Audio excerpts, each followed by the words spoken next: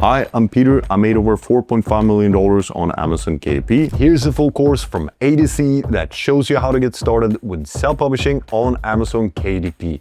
Everything from niche research to hiring freelancers to Amazon ads strategies. There are resources accompanying this course such as the niche tracking sheet, guidelines for high quality writing, checklists, and discount codes to valuable tools that can speed up your journey. Enjoy!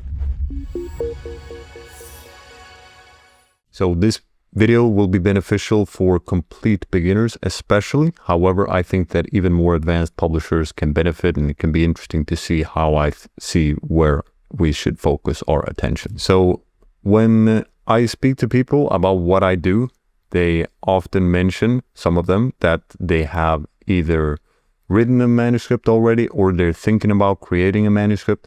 And one thing that I think is important is to not just look at creating the manuscript, but also see the other part of the puzzle, which is marketing, if we want to get sales for our books.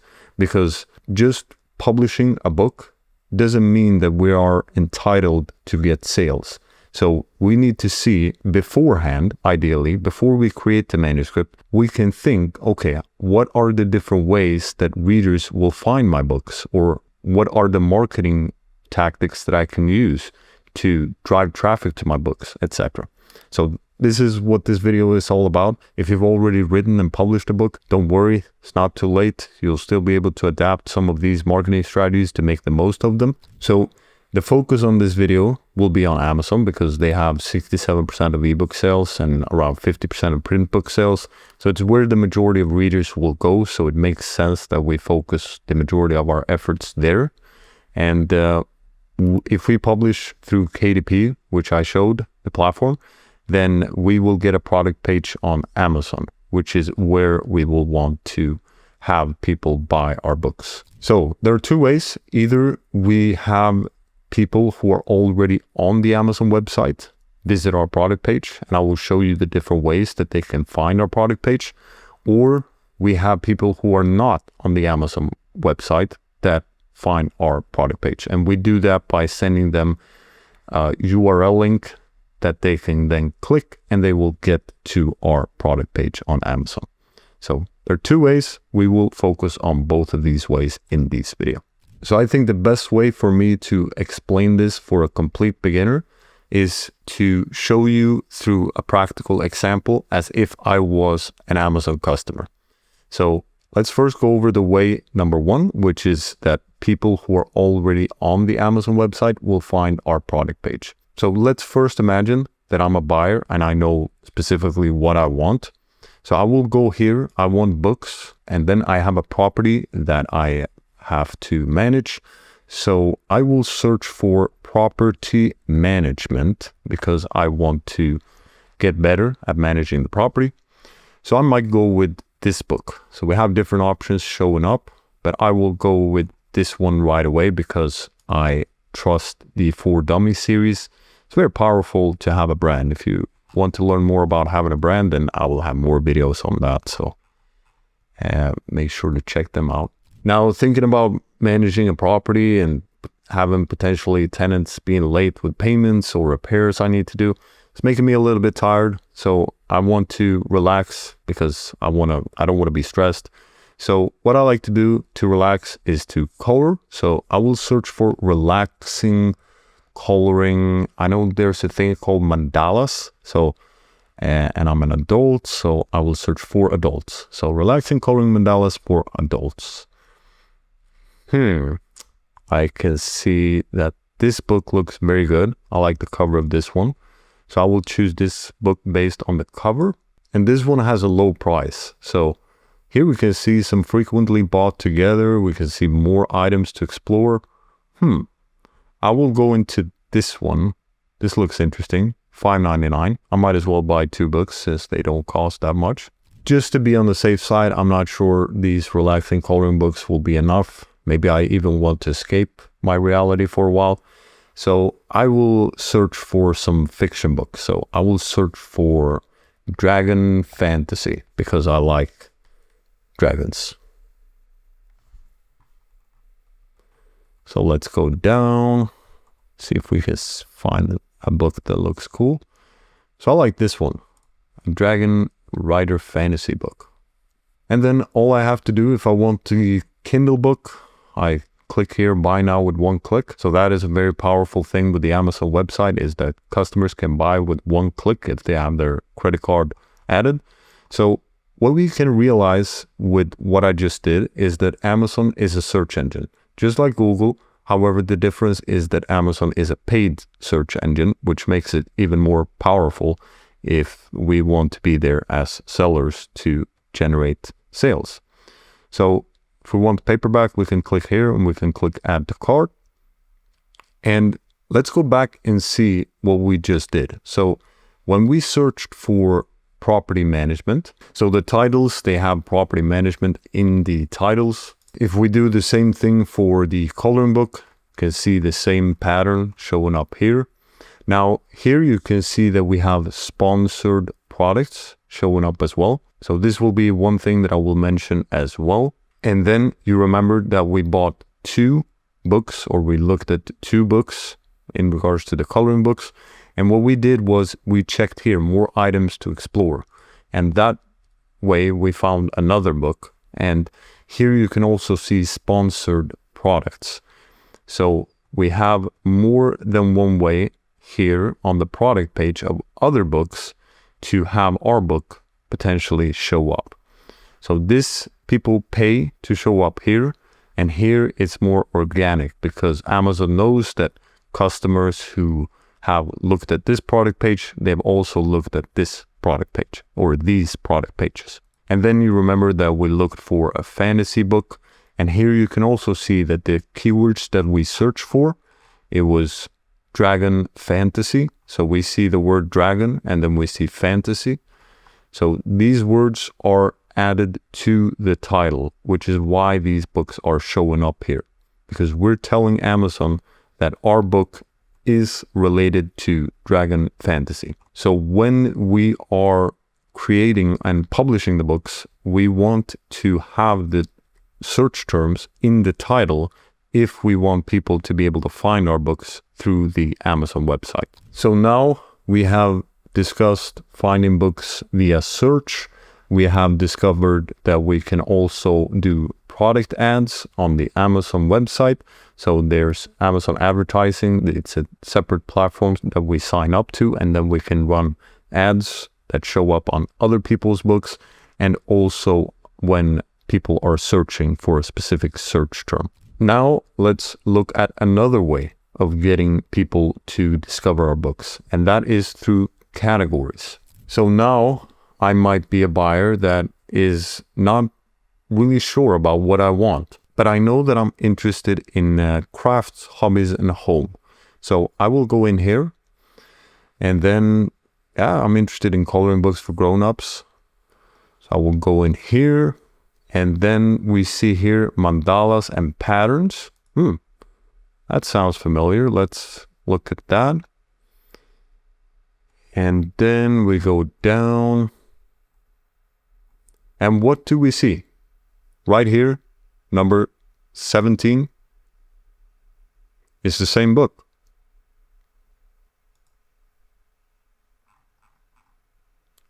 So this was the same, this is the same book, but found through a different way. So now we have discovered that ranking in categories is also a way for people to find our books. But there are more ways that Amazon customers can find our books on the Amazon website.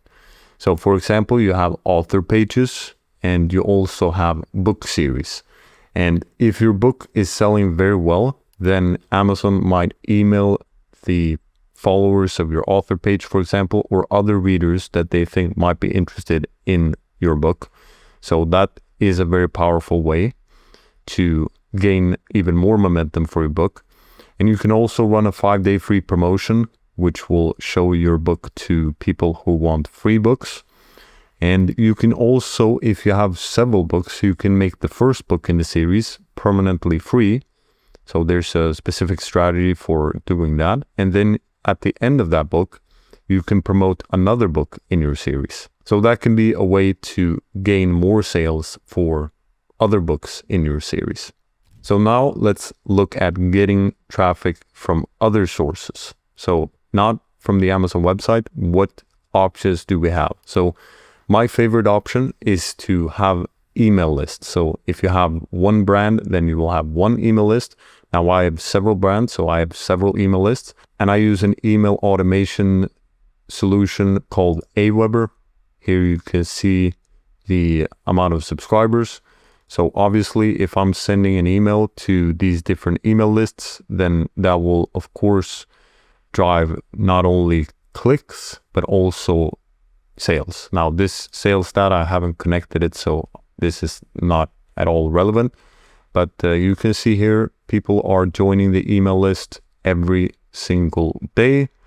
And here we can see the monthly, the new people that are added monthly. And this is my favorite way because it's very direct. So if we can craft a compelling email and we can send it out and we can give people reasons to buy our book or to at least look at our book, then that will help to drive a lot of traffic to the product page on Amazon. But there are also other ways to drive traffic. So you got social media. So for example, I use Facebook and YouTube, and if you're doing YouTube and you have your personal face, then you will have a lot of trust built up with your audience. So when you're promoting your book, I think that's a very powerful way to gain traffic. I know of people that are having a lot of people buy their books primarily through the following that they have on YouTube. So that can be a powerful way to generate sales for your book. And I think the ultimate solution would be to combine what we have discussed in this video. So you're doing the best you can to get the already existing Amazon visitors to find your books on the Amazon website, but you're also combining that by driving traffic from outside of Amazon, because then you can gain more and more momentum. As you're gaining more sales, you will rank higher in the categories, you will rank higher in search, you will show up on more product pages. So when one customer buys your book and then buys another book, then you might show up for that other book, for example, on the product page like we discussed. And you also have the Amazon ads, and you also can create an author page, and you can have a series of books, so you can create a book series. And that way people can scroll through your series on the Amazon website and buy all of them if they so choose. So I believe that this is the most powerful way to approach your self-publishing journey. So not only getting Amazon customers to buy your book, but also to get people from outside of Amazon to buy your book as well. Now, there are other ways to get sales or get visibility for your book. For example, I haven't covered networking or collaboration or using book promotional sites. But these are the main ways that I'm using. So what I've discussed in this video, and I believe that focusing on the basics is the best thing we can do. And then of course, if we want to add on even more strategies, we can do that. But so there's a rule called the 80-20 rule, which states that 80% of your results will come from 20% of your actions. So what I've discussed in this video is the 20% that I believe will lead to 80% of the results. So I think that this is the best thing that we can focus on to gain visibility for our books. Now, if you're a complete beginner, then you might have a lot of questions. For example, how do I select the best keyword or a good keyword that can allow me to rank in the first place because maybe there's too much competition currently? Or how can I make my book to show up? For example, do I need to get reviews? How do I structure the title? What book cover do I select so people click on my book? Because if you watched how I selected the books that I clicked on, so the 4 Dummies I chose because it's a brand. Now the other one I chose because of the book cover. And then the last one I think I chose because it looked cool, or maybe because of the title, Dragon Rider or something. So you have different reasons why people would click on your book. So how do we make sure that once we have our book and we have optimized, how do we then make sure that our book is the one that they will choose? So there are many different questions that can arise from this video, and hopefully you're inspired to learn more. For example, also building a following. How do we do that? How do we build an email list with 200,000 subscribers? We don't need to build email lists with hundreds of thousands of subscribers to gain results. Maybe we just need a couple of hundred to get reviews, and then a couple of thousand to get a significant amount of sales. But still, these are all unanswered questions that I would have in the beginning, at least. This method that I will show in this video, it's the method that I've used to find, for example, a book that has made over $200,000. Choosing the right niche, it's one of the most important things when it comes to publishing. We can see it as the foundation for the success of our book. So we want to make sure that there's market demand for the books that we publish, and we ideally want to publish in niches that don't have too much competition. The method that I will cover in this video will be very basic because I want to make it accessible for beginners. This video will be included in the community on School, which currently is free. So make sure to join that because it might not always be free. And you will also have access to the Excel file that I will show in the video. So the more advanced techniques, we'll save that for another video. Now, niche research, it's not the only thing that matters. For example, if you take the top books that I published, the top one, that was unique. So I was the first book with that particular keyword phrase. So that really shows, and I've heard this from other publishers as well, that if you can be a little bit creative and sometimes dare to take risks when it comes to creating trends instead of following trends, then you can get big rewards that are not what you will get from simply following what everyone else is doing. And for the book that made around $20,000 in November and December, I was one of the first books on this topic. So if you can catch a trend very early on, then that is also something that I found to be very powerful. So keep this in mind as you watch this video. Doing what everyone else is doing will give you results that everyone else is getting.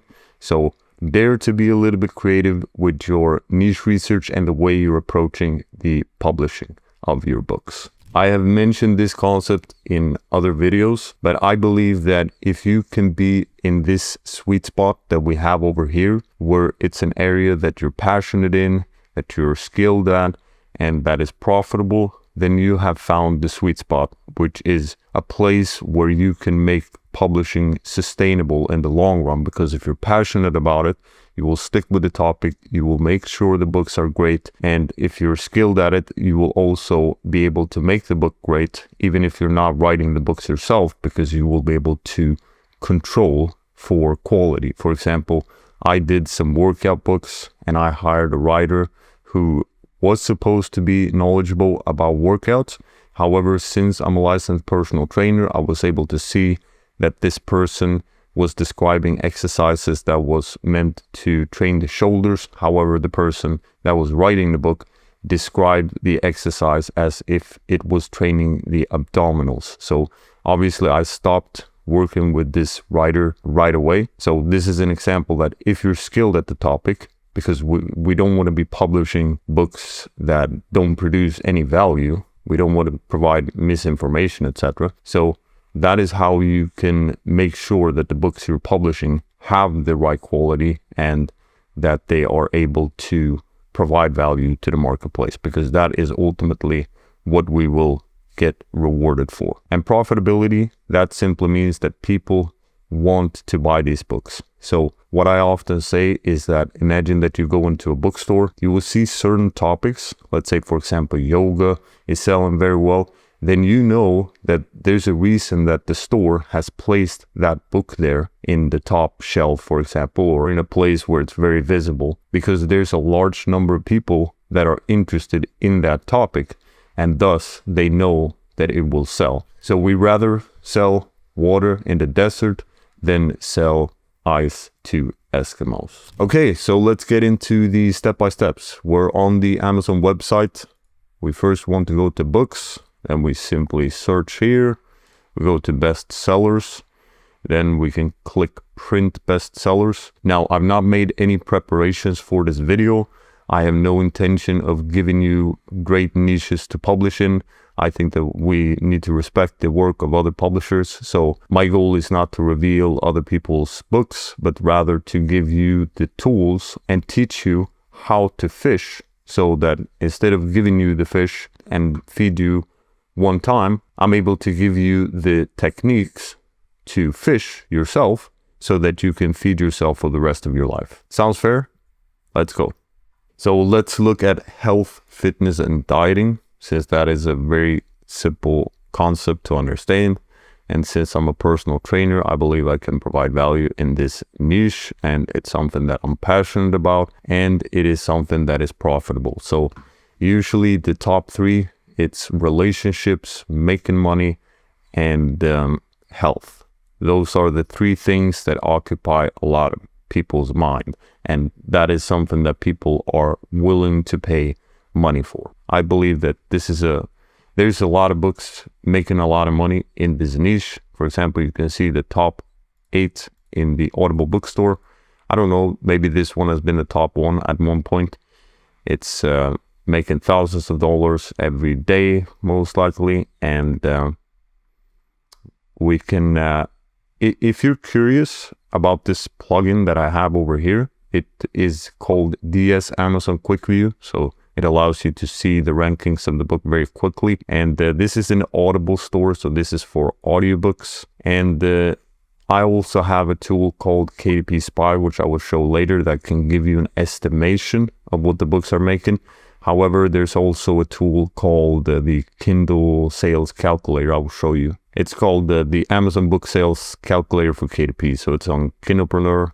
And here you can type in the book type, so paperback or ebook, and then you can enter the rank here. You can see the amount of books being sold. So usually for print, the royalty is about $5 per book. So you can calculate if it's selling 1 copy per day and it's making $5 a day, then that is roughly $150 a month. And then we have the ebook, that is $2 usually.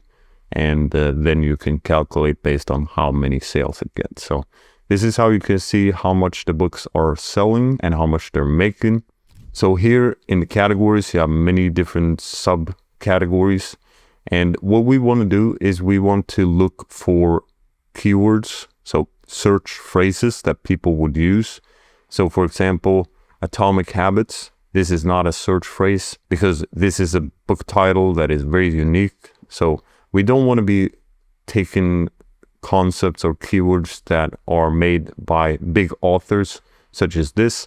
However, habits, there's no problem publishing habits, so that is a keyword. So what we can do is we can start to write down all the keywords in this Excel file. Again, if you're in the school community, you will have this one. So just write habits, and then we go down. Again, these are book titles. I don't think people will search for keeps the score, the body keeps the score, or maybe people will search for menopause.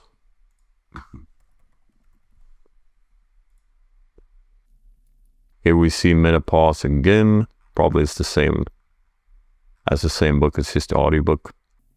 The Glucose Goddess Method, maybe that's one. So we see here on the bestseller, without going into categories, these are mainly famous book titles by famous authors. But the Shadow Work Journal, that is obviously keywords, so we can write that one down.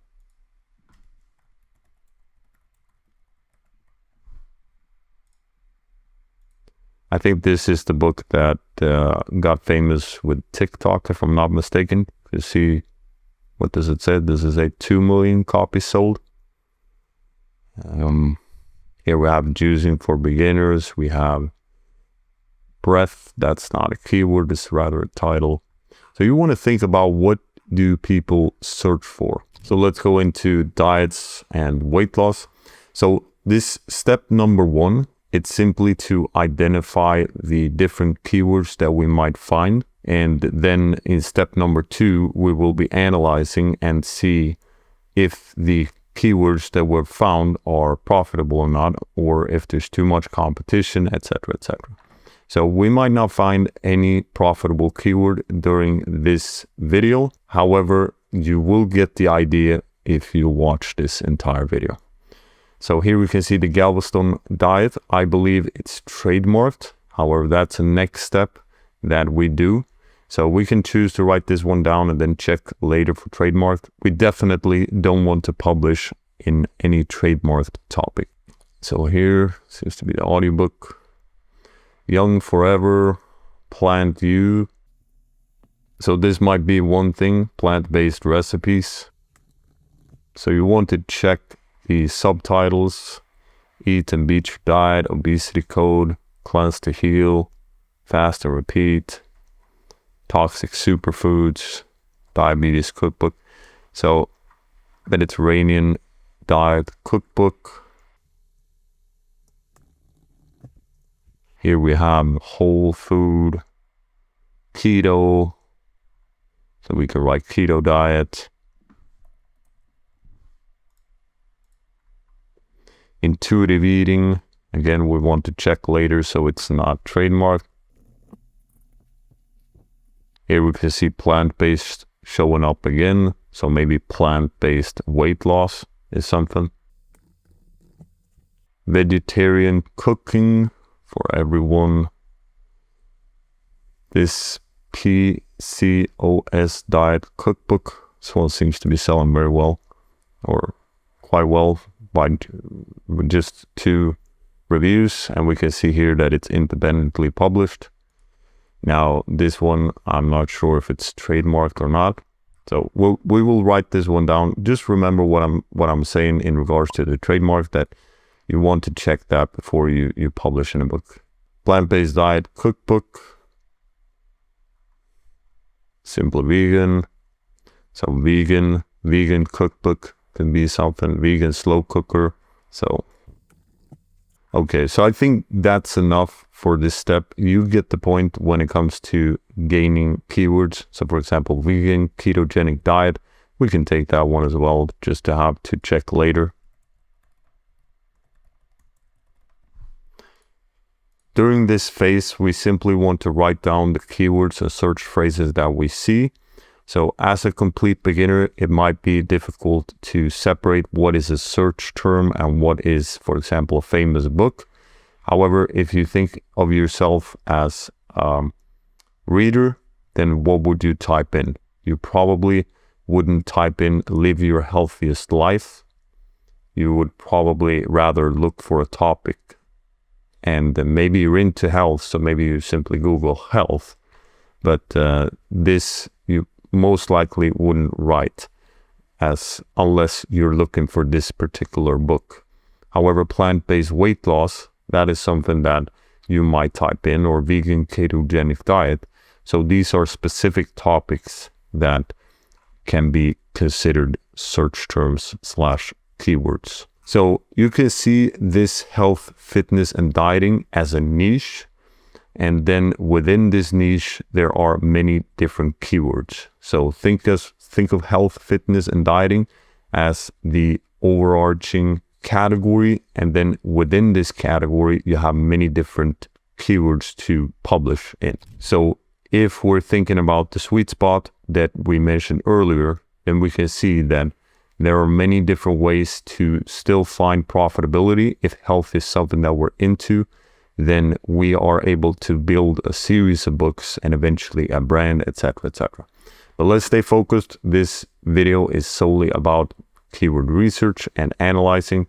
So I think it's time that we move on to step number 2, which is about analyzing the keywords that we've written down. So in this step, first step, ideally write down 20 to 30 keywords that you can later analyze in step number 2.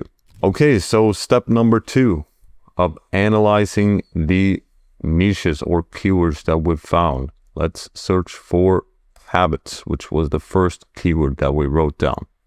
So here we can see the number of results, and I think the 50,000 results, that's way too much. Ideally, we want at least below 5,000. I would say below 1,000 is ideal. but we're going to have a hard time breaking into these keywords because habits is very general and there will be a lot of books with the word habits in the title. So there will be a lot of books ranking for this particular topic. But we can see that there are different angles of habits. So for example, you have emotional intelligence habits. Maybe that's something. You can see that the book is selling very well also. So if we use the tool that I talked about in step number 1, KDP, then we can see that emotional, according to KDP, it's making around $1,500.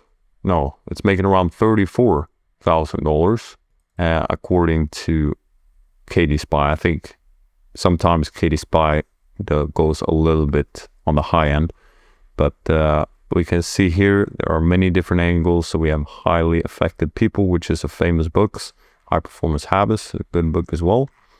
And we see Emotional Intelligence Habits. That might be something that we want to check out. We can see that we have Habits of the Household. So maybe Household Habits, or here we have the Science of Habits.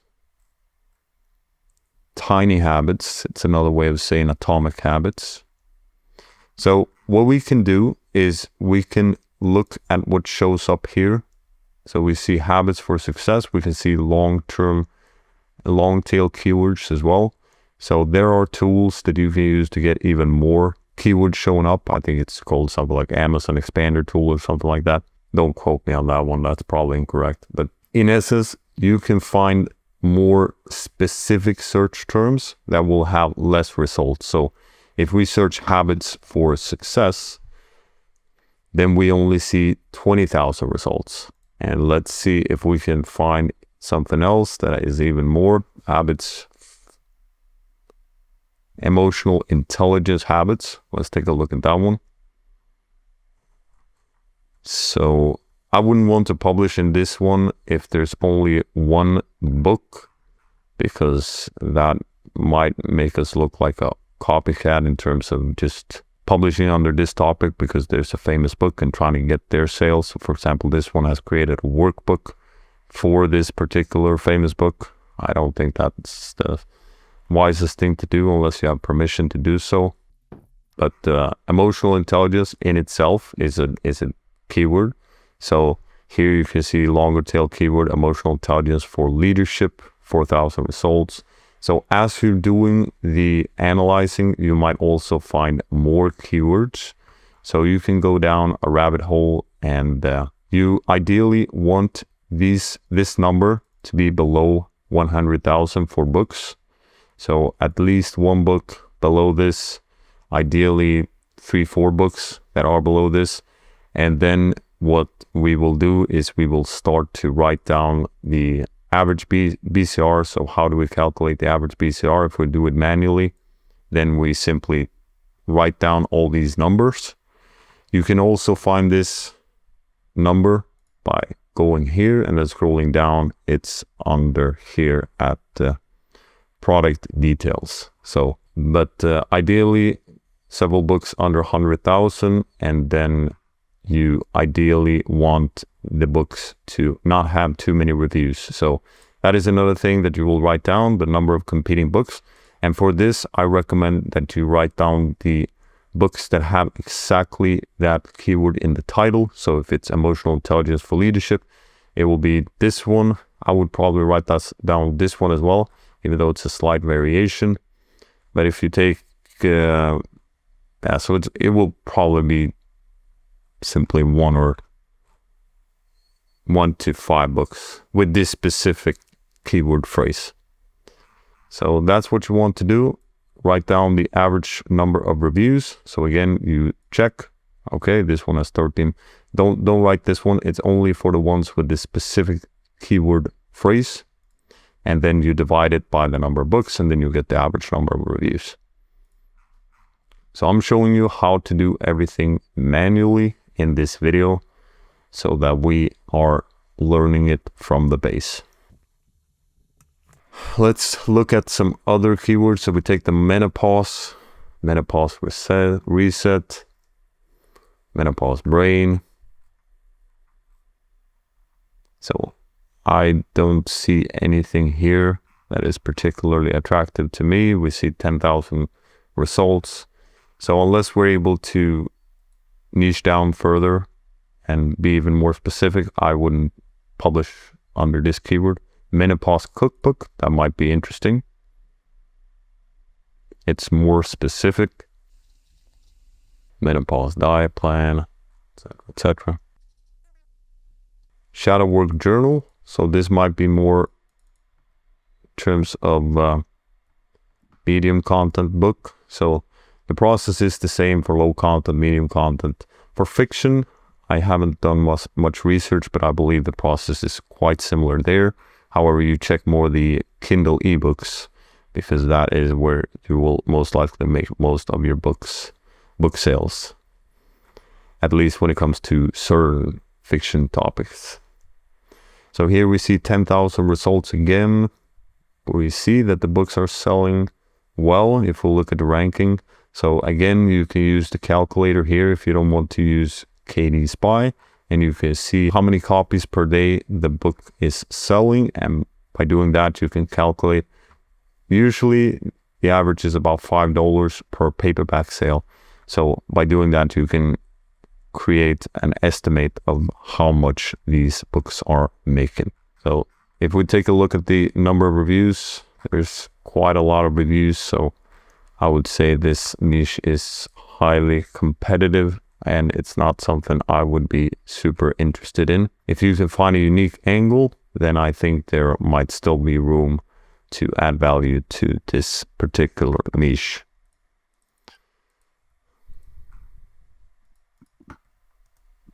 Let's move on. Plant-based recipes. So we're not finding any books with the plant-based recipes in the title. We see plant-based cookbook. Again, we see 40,000 results.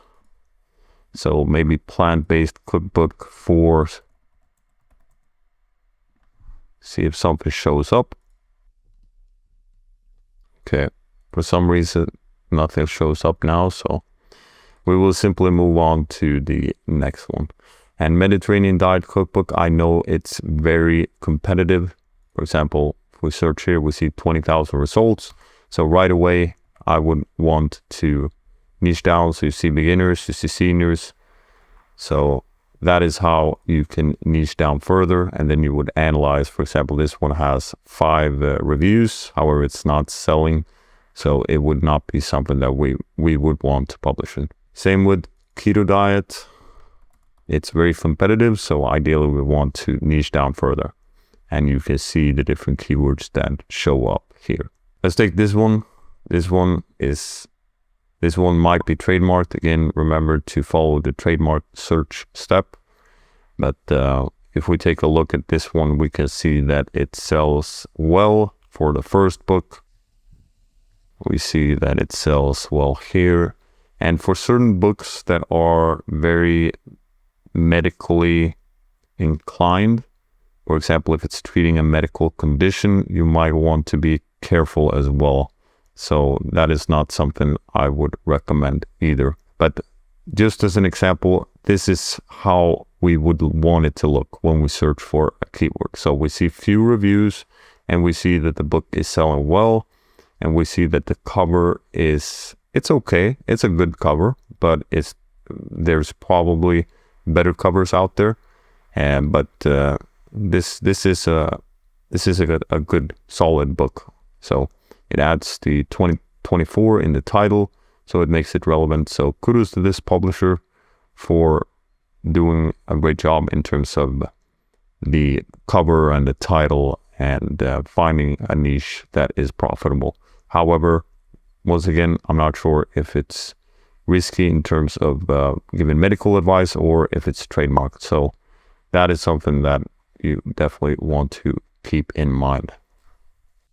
But here we see another one, independently published, also selling extremely well. So this one is selling even better because it has a lot more reviews.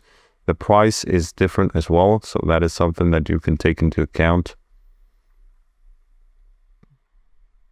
Here we have someone who goes with a little bit of a different angle. So this is an example of how to have a different angle to your book. So instead of making the same one like everyone else is doing, for example, the complete guide or the ultimate guide or whatever, then you make a budget friendly, or you make a cookbook with a certain amount of ingredients so they're easy to make, or that only takes X number of minutes to create, or you can see how you can be unique in many different ways by simply going the extra mile and thinking about what is it that people want. People want to save money, they want to save time, they want to save effort, they want to gain status, etc., etc. So think about what people want and see if you can make your title fit that. So that might be something that you want to put in the comment section. So for example, I can make a unique angle about the book being budget friendly, for example. So here you have a place to write comments, because we ideally want to add unique value to the marketplace, and we want to make the books either better or unique. So I will not go through the entire list. I think this is enough to learn the process, and I think that if you can make a book that makes $100 or $200 a month, I think that's good. So you can simply enter the numbers here if you don't have the KD Spy calculator. And by doing that, you can see, okay, if it is around $5 for print paperback sales, then we know that if the book is selling around 30 copies, so you simply take 30 times 5, then you know, okay, it's making around $150. If it is, let's say we write down here, it's a paperback, it has the ranking of 30,000, it sells 8 books per day, 8 books times 5, it makes around $40 per day and around 1,200 per month. So this is how you do it. And as I said in the intro of this video, the niche that you select, it's very important because it's the foundation. We want to make sure that we get this right, because we don't want to go through all the effort of creating a book and then have it not sell. So ideally, choose a niche with high demand and not too much competition. But also remember that choosing the right niche, it's simply one part of the process. It's one component. It's a very important component. However, you still want to make sure that you're doing everything else in the process correctly and to the best of your ability, so you can provide unique value to the marketplace or better value to the marketplace. Let's talk about trademark. This is something that we want to do before we create the title and subtitle, and even before we decide to publish for a specific keyword, for example. So we never want to include trademark terms in our title or subtitle, because that can lead to the book being taken down and even the account being shut down in the worst case. So we always check this before we create the books. So we're on the uspto.gov website. With click here, I will include a link to this website as well below. And we search here, so we can search for keto diet as a first example, and then we will get many results showing up here. Now we see keto diet planner, your keto diet, Nick's keto diet stimulator, stupid simple keto diet app. However, we do not see anything that says just keto diet.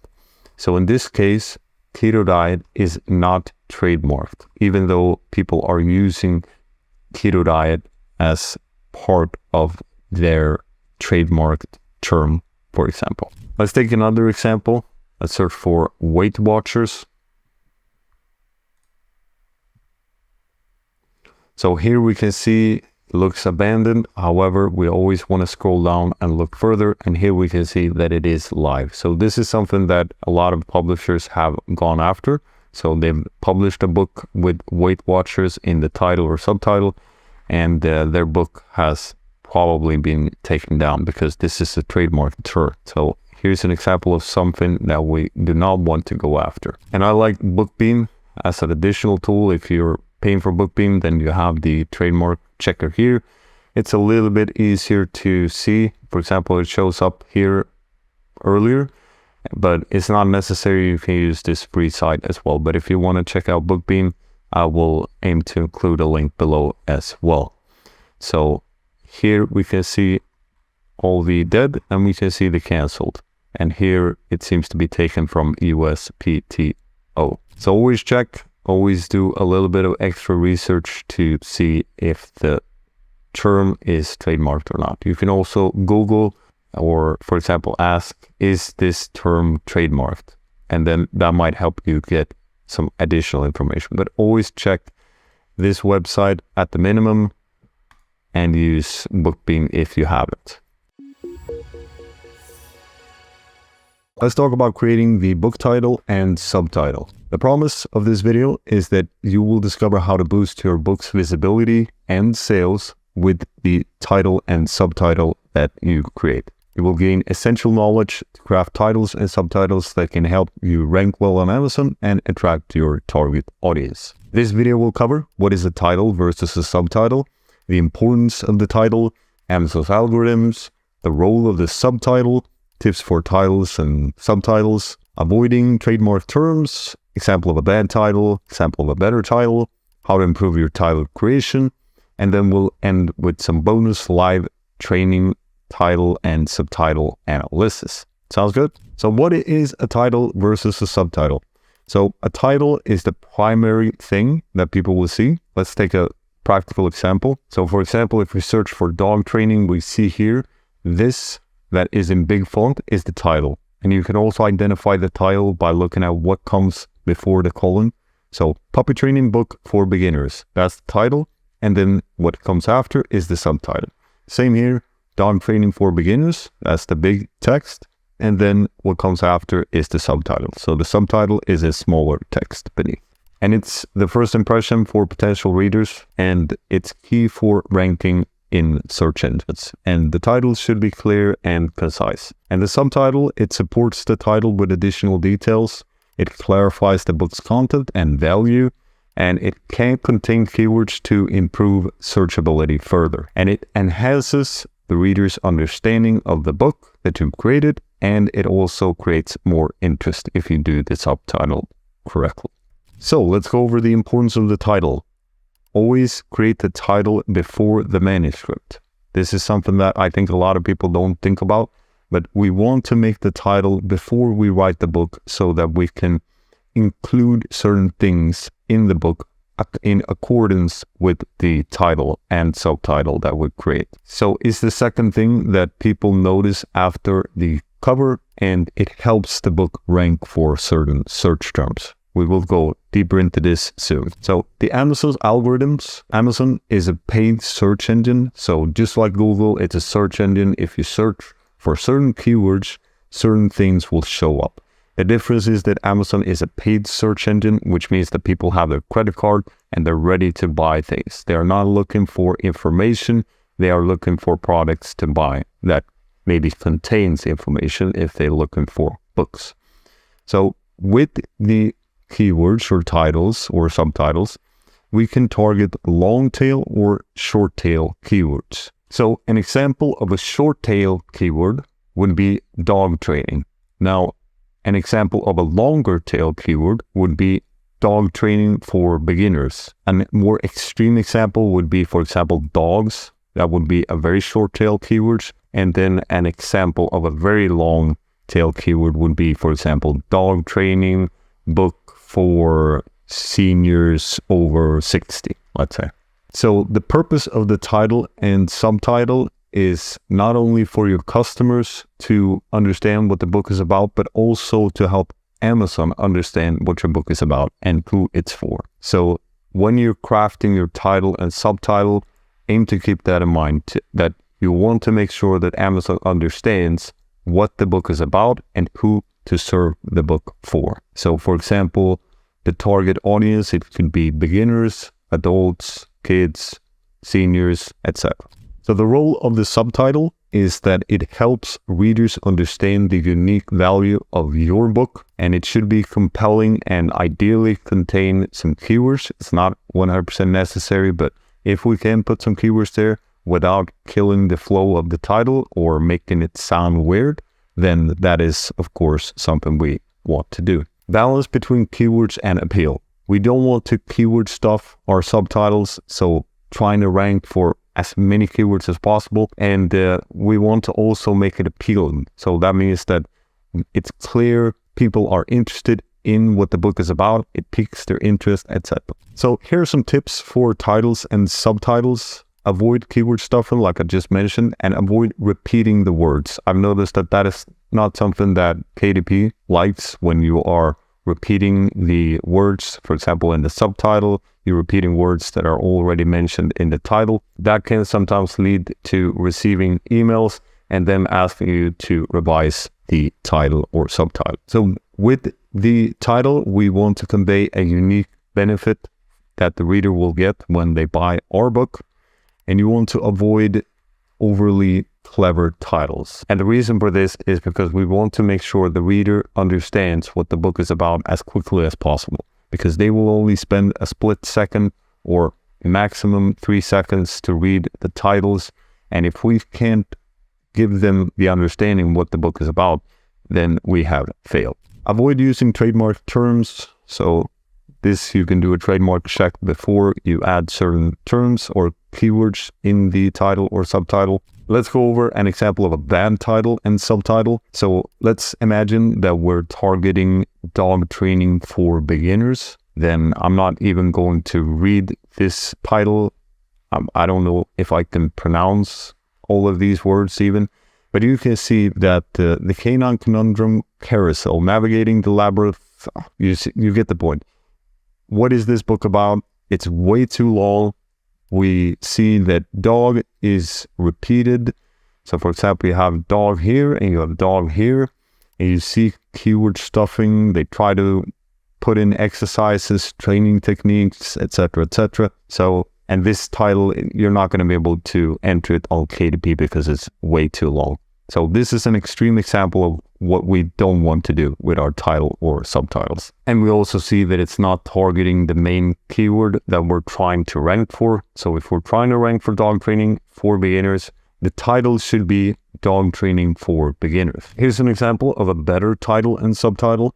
So we have dog training for beginners, master crate, potty, and obedience techniques for a happy, well-behaved pup without distress. So it's clear, concise, contain targeted keywords. Can it be better? I think so. But if we look at the benefits, we see that the well-behaved pup, that's the benefit, and the sacrifice is without distress. So they don't have to be stressed about training the dog, which is probably something that most dog owners are. They get stressed when dog isn't following their demands, etc. And we see that crate, potty, and obedience, those are keywords. And we see that we have training here. So we can imagine that this book will rank for crate training, potty training, obedience training. And it will also rank for crate techniques, potty techniques, obedience techniques, and dog training techniques. And it will also rank for example, dog training techniques for beginners. So there are many different variations of keywords that this book can potentially rank for. So how do we improve our title creation? I advise that we study successful versus unsuccessful book titles. So we look at the rankings of the books and we see, why did this book sell so well? Or why does this book not sell so well? And see if we can find the reason for this in the title or subtitle. Sometimes it may be the cover, sometimes it might be something else. However, the titles and subtitles often play a role. And we can learn copywriting to get better at creating titles and subtitles. So copywriting, it's about understanding what the readers or what the customers want, and then conveying that in a compelling way. And ideally, we want to give the buyer some sort of benefit. So for example, increased status, more money, saving time, saving energy, etc., etc. So let's do some spontaneous live title and subtitle analysis. I have not prepared for this, so it will be 100% my initial thoughts that you will see now as we look at some titles and subtitles on Amazon. So let's first take a look at dog training for beginners. If we take a look here at the title, I will not go into keyword research here, but we can see that the results are quite a lot. So that is something to keep in mind when we're deciding which title to go after. So for example, you remember we talked about long tail versus short tail keywords. So if we were to search just dog training, we will get a lot more results. We will get over 50,000 results. So dog training for beginners, it's a bit more targeted. However, we might want to target even more specifically. And just as an example, here we have Labrador Retriever training. So that is only showing 191 results. So this is an example of how we can be even more specific or go even more long tail in our titles and subtitles. So if we take a look at some of the titles and let's analyze dog training for beginners, the title is good if it wants to rank for dog training for beginners. Everything you need to know to train your pet with easy with crate training. So obviously you want to double check this doesn't sound right. Everything you need to know to train your pet with easy with crate training, potty training. So this doesn't flow well with here. So always check with ChatGPT or with Grammarly to make sure it looks good. Otherwise, we see the keyword crate training, potty training, obedience training. It does repeat the words training. So sometimes when I publish titles like this, it leads to issues with KDP. So I would advise against repeating words like this. Let's look here, Ultimate Puppy Training for Beginners. Train in just 4 weeks. So here we see the benefits of 4 weeks. So that is a unique benefit because people want results quickly. So if you can have something like this is a relief of the sacrifice, and the benefit is not really clear. However, the book sells well, as we can see here. Beginner Dog Training Guide, How to Train a Super Dog Step by Step. Okay, this seems to be a traditionally published book. It's how-to, that's a good title structure. It's step by step. It's also a benefit that makes it so that it will be easy to follow along this book. Dog Training 101, step by step, we see again, Happy, Well-Behaved Dog. That's a benefit. So a lot of these titles are short and to the point. And that has certain benefits to it. So it might be hard to always get a reduction of the sacrifice while keeping the subtitle short. Let's look at some other examples. So let's say keto diet. Here we see the best-selling one, 30-day plan. So again, it's a time-specific book, which is a benefit. 30 days, that's not too long. It's something that people would be willing to invest time into. We see benefits: lose weight, balance hormones, reverse disease, your essential guide to living. This one is very basic, but it sells very well. And again, we see keywords. So here the keto diet is the main keyword. We see ketogenic diet for beginners as the main keyword. Here we see a more long tail title. So keto diet after 60. And the subtitle is also longer. We see clear benefits, aging backwards, and adding years to your life. So all these are keywords: meal plan, keto desserts. Here we see a unique benefit included in the title. So 5-ingredient ketogenic diet cookbook. That is a reduction of the sacrifice. When I'm cooking, I don't like to have a lot of ingredients because that means I need to create a big shopping list. So obviously this is a benefit and it's a unique angle. So we want to see if there's something we can do to have a unique angle, ideally with our book. so it can stand out. Here we have some more keywords: low carb, high fat, recipes is a keyword, keto diet cookbook, delicious recipes, lose weight, balance. Okay, so it's the same book, looks like almost. And here we see again 14-day. So I think you're starting to see patterns here. So here's a title that contains 1800 days. Now for this one, I'm not sure what this means, because I don't think it means 1800 recipes.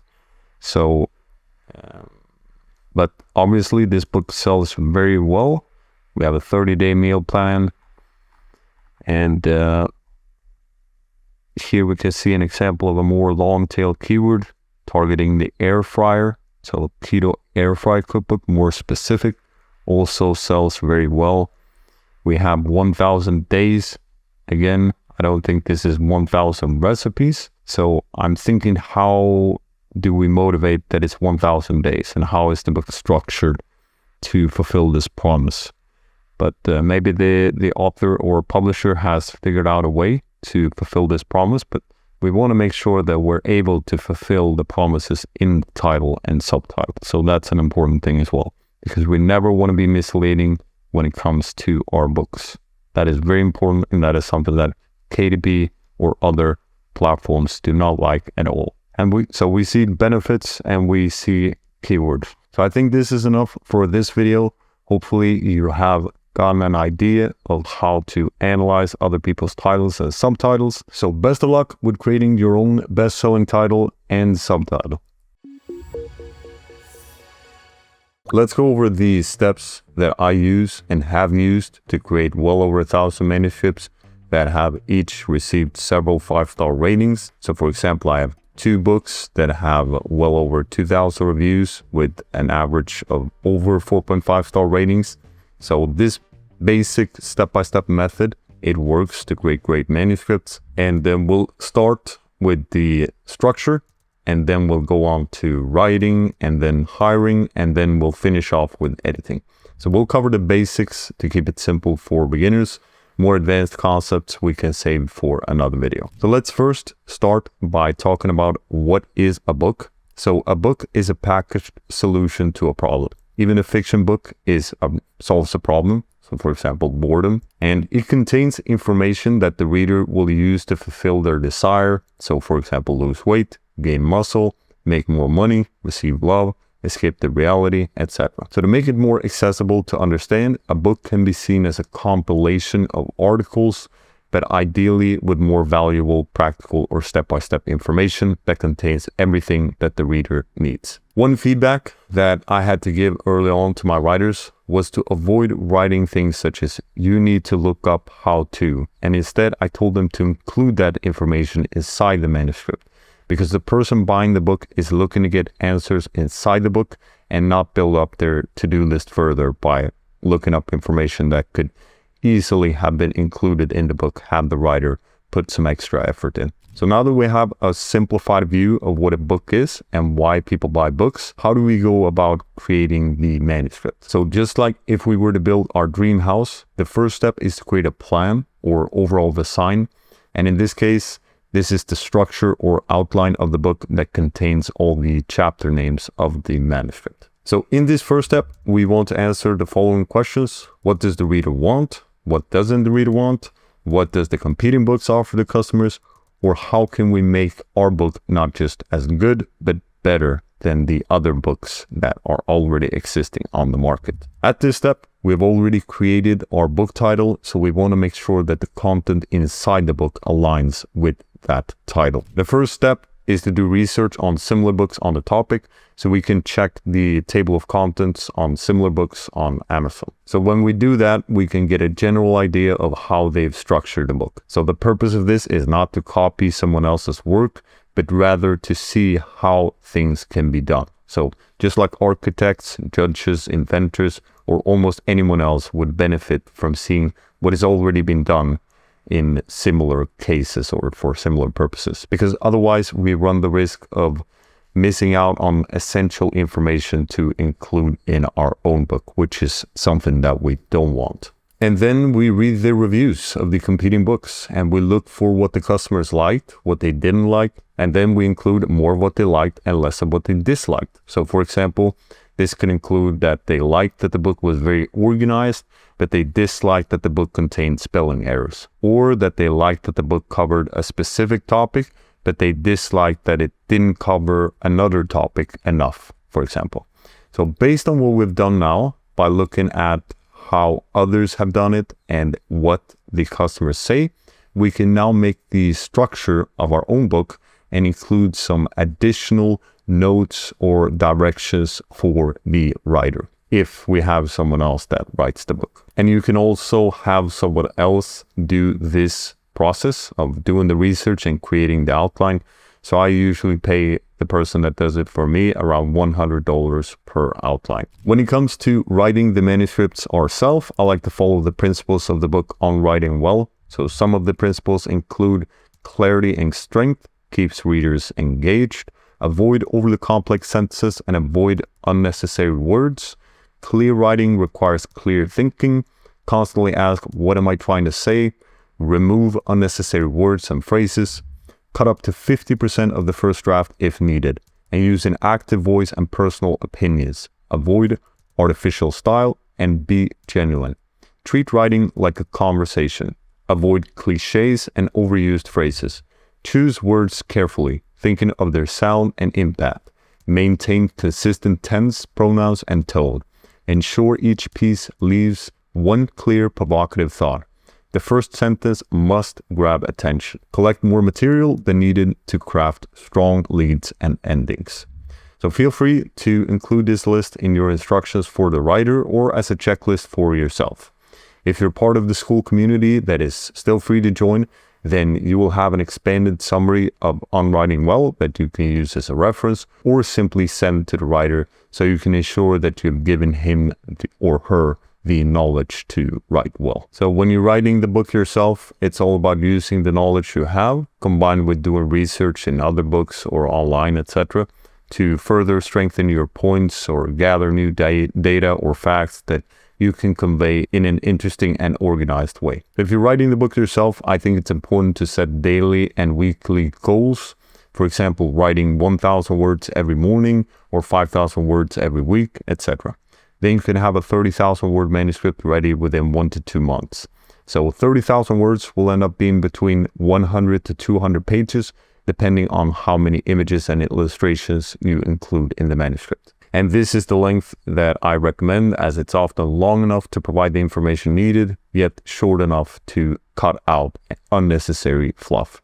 So when you're writing, focus on writing, avoid stopping for editing as much as possible so you don't stop the flow. The editing will come later. For hiring a writer, we have several different options. We can either go with a company such as the Urban Writers, and then you can select the writer you want, or you can aim to find your freelancer via, for example, Upwork.com. So simply post a job post saying that you're looking for a writer on the topic that you'll be publishing the book on, and aim to hire someone with qualified knowledge about the topic. The more technical the book is, the more important their qualifications will be. So depending on the topic, I think you can find a solid writer for between $2 to $3 per 100 words. And when you hire the writer, send them the outline that you've created in the previous step and start the milestone with only a couple of thousand words so you can review the manuscript as it's being written to ensure that the quality is on point. Because the last thing you want is for a bad writer to demand a full payment for a fully written manuscript that is too low quality to publish. I think that a 30 to 60 day deadline is reasonable for a writer if the word count is 30,000 words. So you have the options of using AI to create the book. I will not go into this in this video as it's a topic that deserves an entire video in and of itself, so it can be done well. But in essence, I strongly advise against trusting AI 100% to write the book. It can, for example, include misinformation, which is something that you don't want in a manuscript. So I believe that the human component is still crucial when it comes to creating high quality manuscripts. If the book has been made using AI, then you must select that when you're publishing the manuscript on KDP. Once you've created or received the manuscript, I advise that you always check it for plagiarism using a tool such as the premium search on copyscape.com. And you can also paste your manuscript into a free AI checker tool such as zerogpt.com to check if the writer may have used AI. So this is something I recommend. Even though they say that they don't use AI, they may not be aware of the implications that if you publish a book that has been written with AI, then that may lead to problems with KDP, etc. So you always want to do the double checking to see if they may have used AI. And if they have, you have a conversation with them. And if they still deny it, then you show proof, etc., etc. But note that these AI checkers, sometimes they may not be 100% accurate either, but you have several ones that you can use. So once the manuscript is written and checked for plagiarism and AI, it's time for editing. I advise against having the same person who wrote the manuscript do the editing, because it's always good to have different eyes to look at the manuscript. The editor might see things that the writer didn't see, even if the writer is great. Also advise you or your editor to use a tool such as Grammarly to go through the manuscript at the end to ensure that there aren't any spelling errors or grammatical errors. You also have different types of editing. So developmental editing is more the big picture editing, looking at the structure, content, and the message to ensure that the writing is clear, concise, and engaging. For fiction book, it might be looking at the story to make sure it flows well, etc. Line editing involves reviewing the manuscript at a sentence and paragraph level to improve its clarity, flow, and readability. Copy editing involves reviewing the manuscript for grammar, spelling, and punctuation errors. And during this stage, the editor also checks for consistency in style, formatting, and tone, as well as ensure that the manuscript adheres to any applicable style guides or publishing guidelines. Before you hire your editor, it's always good to ask her or him exactly what they will do with your manuscript for the price that they offer. Also check so that they will do proofreading. Ideally, they do everything. Once the manuscript is written and edited, it's time to move on to having it formatted. How to format a manuscript for ebook and paperback for Amazon KDP, even if it has a messy formatting right now. In this video, I will go over a manuscript that is very messy. I will show you certain pitfalls that you might fall into as you're doing the formatting. So it was several years ago since I did formatting last time. However, I've formatted 100 plus manuscripts in the past. So I have created a checklist which you have access to if you're a part of the community on School, which is still free to join. But otherwise, this video will be step by step so you can follow along. And at certain points, you may have already done everything correctly when you wrote the manuscript, or the writer when he or she wrote the manuscript. However, you will see the pitfalls that are common. So this manuscript, when you discover it, it's very messy, and we will solve every problem that we will encounter. So this isn't the fastest nor the most fancy way, but it's simple and it's close to bulletproof. So that's what I like about this method. And you will learn the basics and you will get a strong foundation if you're watching this video. So you can make it more fancy. And it's also very powerful to have this formatting knowledge in case you need to make adjustments in the books future on. So I advise you to look at the entire video and see if you can format your manuscript according to the steps that we will go through here. And one thing you can do is to look at books that you already like and see, with this new knowledge that you will gain about formatting, for example, line spacing, the spaces between paragraphs, different font styles, different sizes, etc.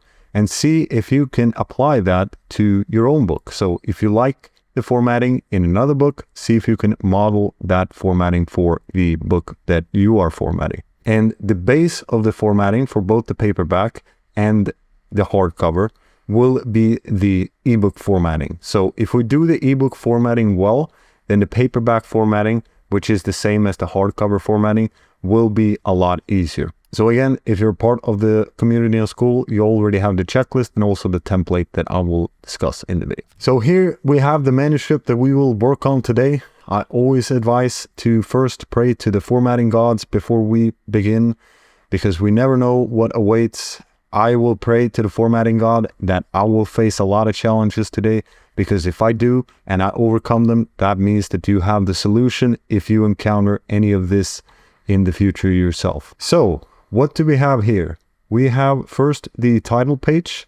So usually the book or the manuscript will have a title page. Then there will be several chapters and you will have a table of contents after. Somewhere here you may have, for example, a preface. You may have other things at the end which are not included here, but just treat them as introduction or chapter names. And then we have the body text here. I also call this normal text. And we have a few images here. So I think this is a solid manuscript to go through and clean up.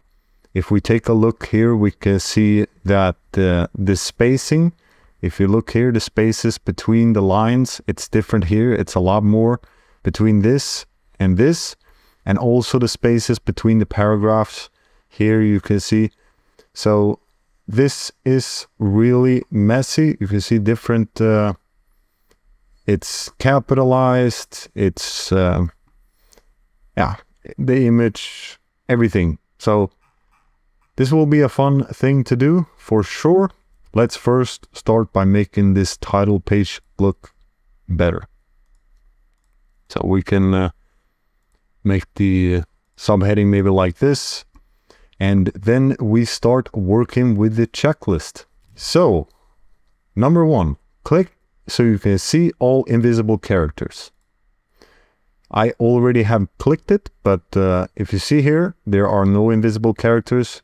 Now, if you click here on this button, you will see these reversed P's, and also here, right here, you see this space or the shift enter, which you get when you do like that. So when you press shift enter, you get these. You also see, for example, if there are tabs. So here between the lists and here, there are tabs. And you can also see the page breaks. So here's an example of a page break. So this shows us what is underneath, what is invisible. So this is very essential for doing formatting. So the first step is always to click on this button right there. Number two, justify all text. Now, for that, we mark all text by clicking Control A.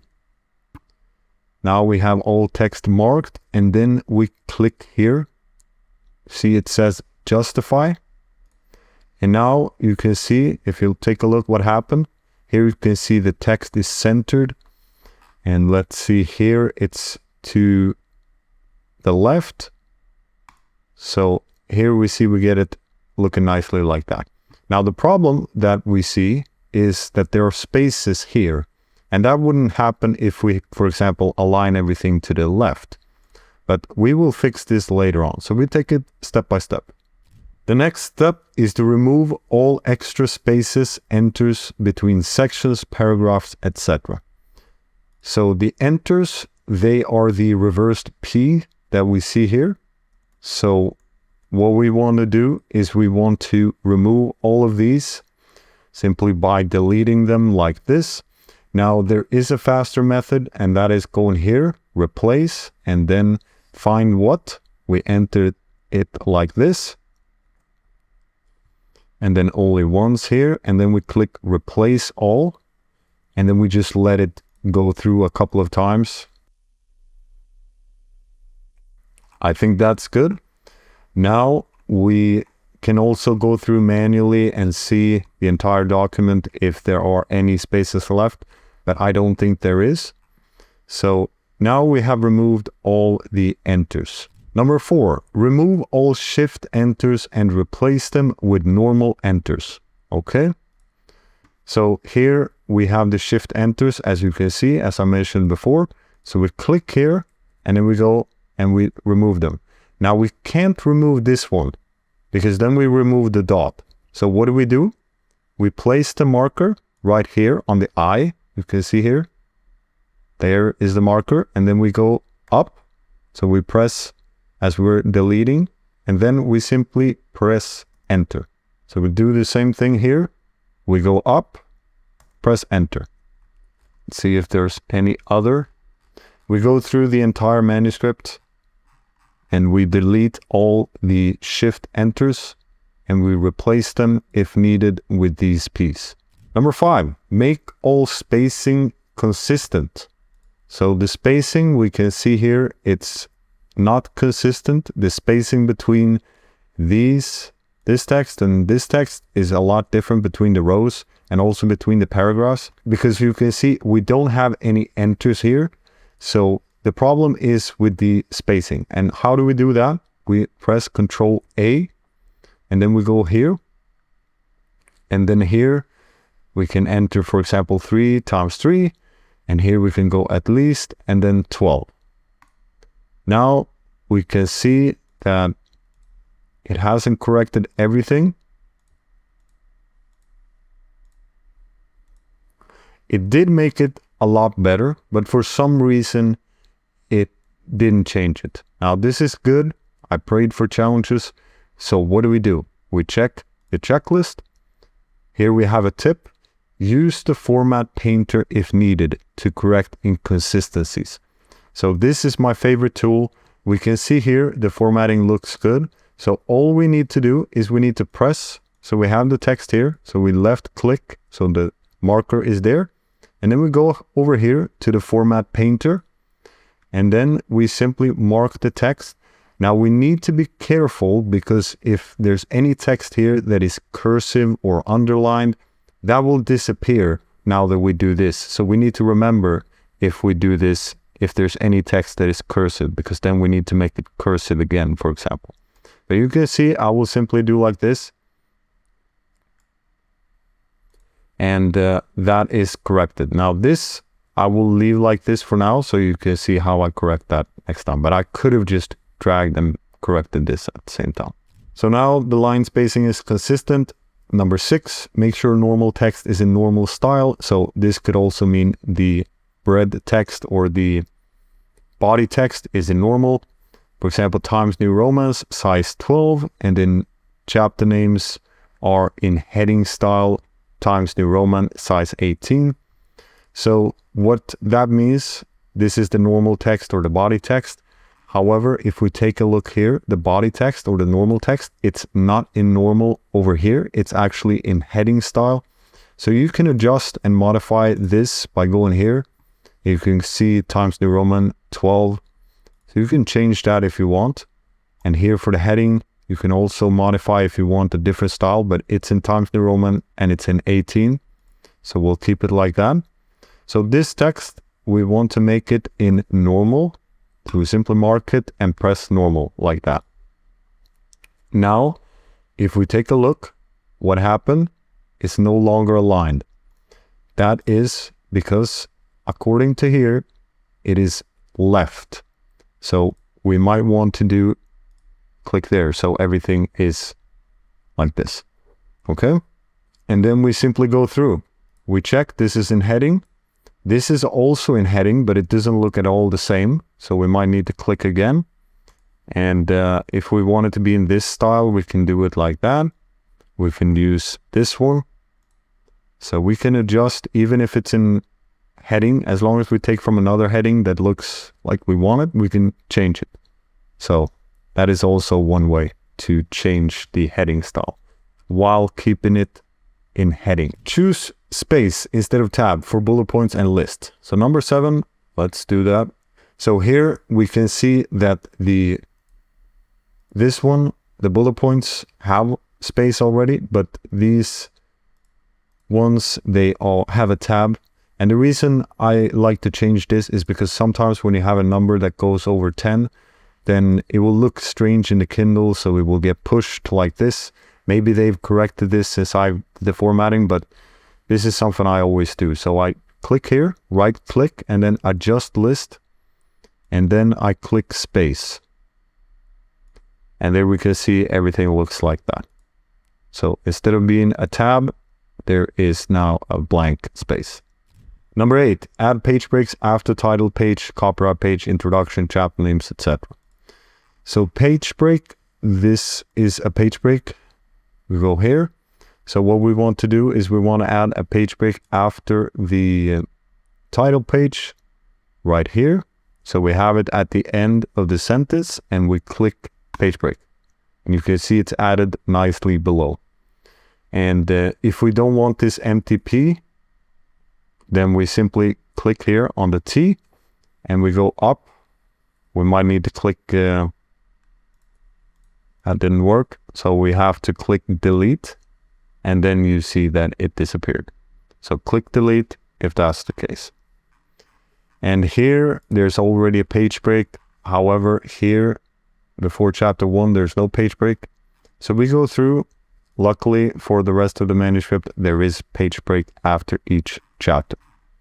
So now you can start to see that it's looking a lot better. The next step is to make images in line with text. So what this means is that if we click the image here and then we go to layout, then we can make the image in line with text, which is what we want for the ebook, because the Kindle reader might not place the image like this. So it might show up here or it might show up here. So we want to have the image in line with text. And if we position it in line with text, so by going here, position in line with text, you see that it's not where we want it. We want it to be at the top like this, at least for this book. Maybe for you, you want it in the middle of the book. But what you want to do is probably not have the text like this. So you might want to click enter here so you get some space underneath. But for this one, I want it up here. So I simply drag it and I move it. And then I can make it bigger. So I'll make the image bigger. And now it's in line with text. Now, even if it looks like this, that it's in line with text, you want to check so it is, because maybe it is looking good. If it's looking like this, it looks like it's positioned correctly. However, when you click and you check, it's not. And that's why you want to make sure it's in line with text. Number 10, remove page numbers. So there aren't any page numbers. If I double click here, let's add some page numbers. So just for the sake of demonstration. So we simply, if we have page numbers, we don't want that for the ebook. So we double click and then we remove like that. And then we double click again to get back. Remove existing table of contents and create a new one without page numbers. Keep everything on the same level. If normal text is included in the table of contents, that means that it has the heading style. So change the text to normal style. Okay. So we go to the table of contents. We remove the existing table of contents like this. If we happen to remove the page break, then we do that. Now, while I'm looking at this, I can see that this one, it doesn't look that good if it's like this. So I usually center this. So that's something that you can keep in mind, that it might look better if you center just the title page. Okay. So we now, if we've done everything correctly, with making sure that this is in normal text and this is in heading text, then this will be very easy. So all we do is we go to references, table of contents, and then we go custom table of contents and we uncheck this one. So do not show page numbers. And here we can see it added the table of contents. Now we want to count all the chapters to make sure we didn't miss anyone. And then I don't like to have the table of contents here, so I will remove that. Now push this one up. And let's say that we have, for example, subheadings. So we might have a heading underneath the chapters like this. Now, for the ebook, I don't recommend to have that in the table of contents. So let's say update, because if you read the checklist, we see here that it says, make sure everything is on the same level. So sometimes I've gotten emails or quality messages that they want us to remove this, so it's on the same level. So you can either remove it like this, but I advise you to go into the manuscript and actually make it into a normal text, either by using this or clicking the normal there. So I will not use any subheadings for the ebook, at least. So it will only be the chapters, and it will only have one heading.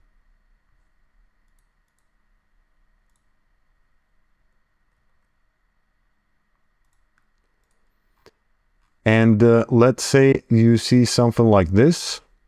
For example, if we update the table of contents, you see text being added like this, then that means that you have not formatted, you have not entered this as normal text. So again, you either use the format painter or you mark the text in normal like this.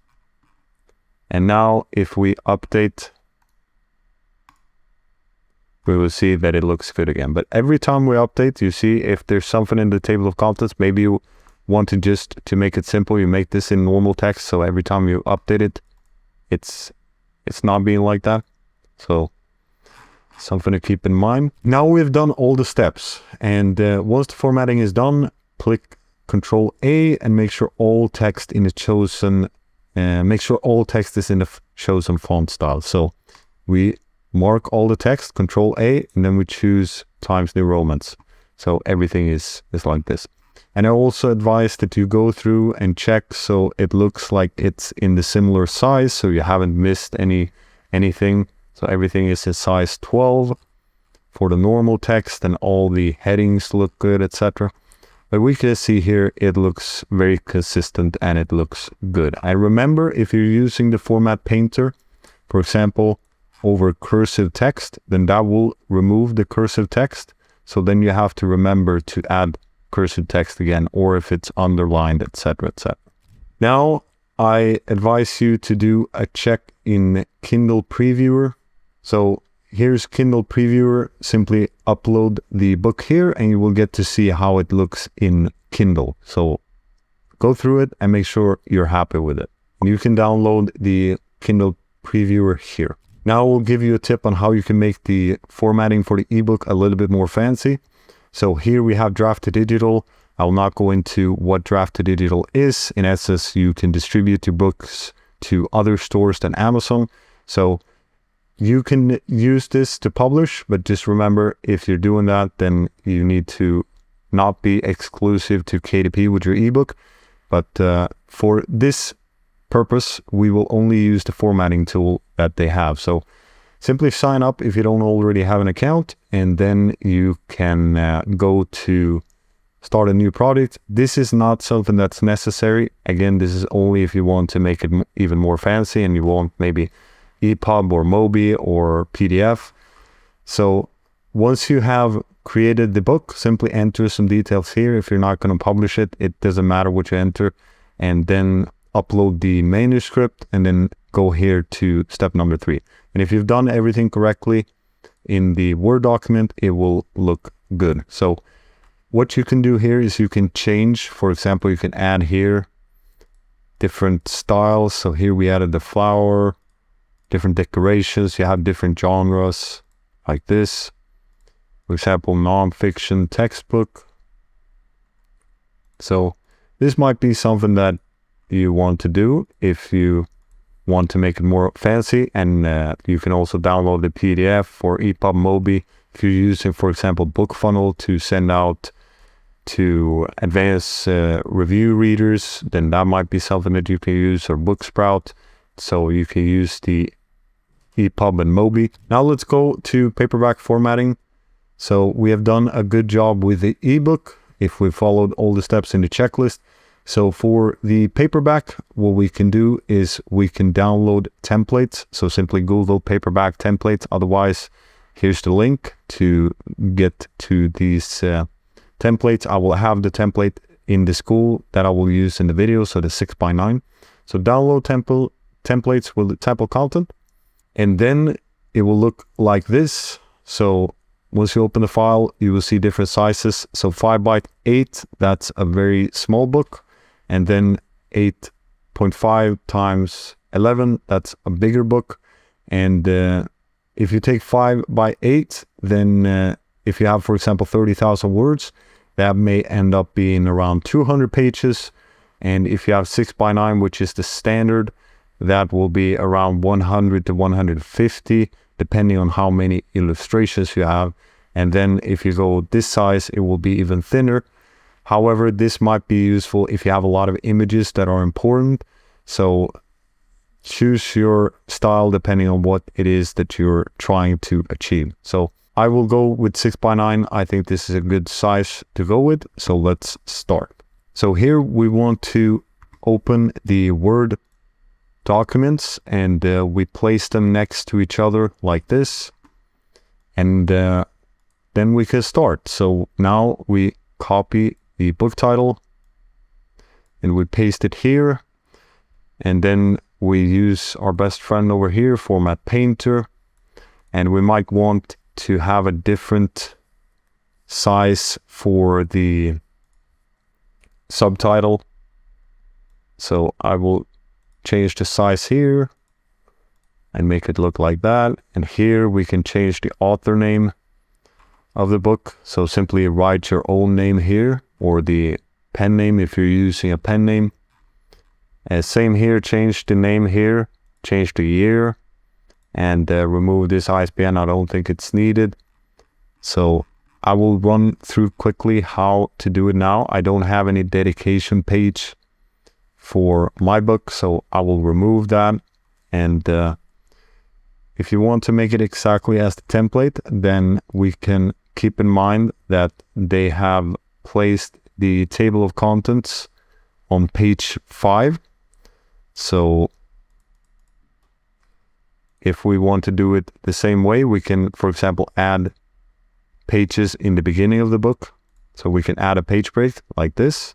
It's okay to add 2 pages in the beginning, or if we want to have it on somewhere else, we might place the page break here, so we have it exactly where we want it. But I don't think this is crucial. Then here we remove this because we don't have that one. So simply enter now the text that we have. So we take the normal text right here.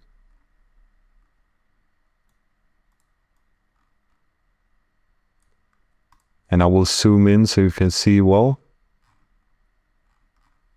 So I will mark all this existing text and I will paste over the old text. And now you can see that everything changed.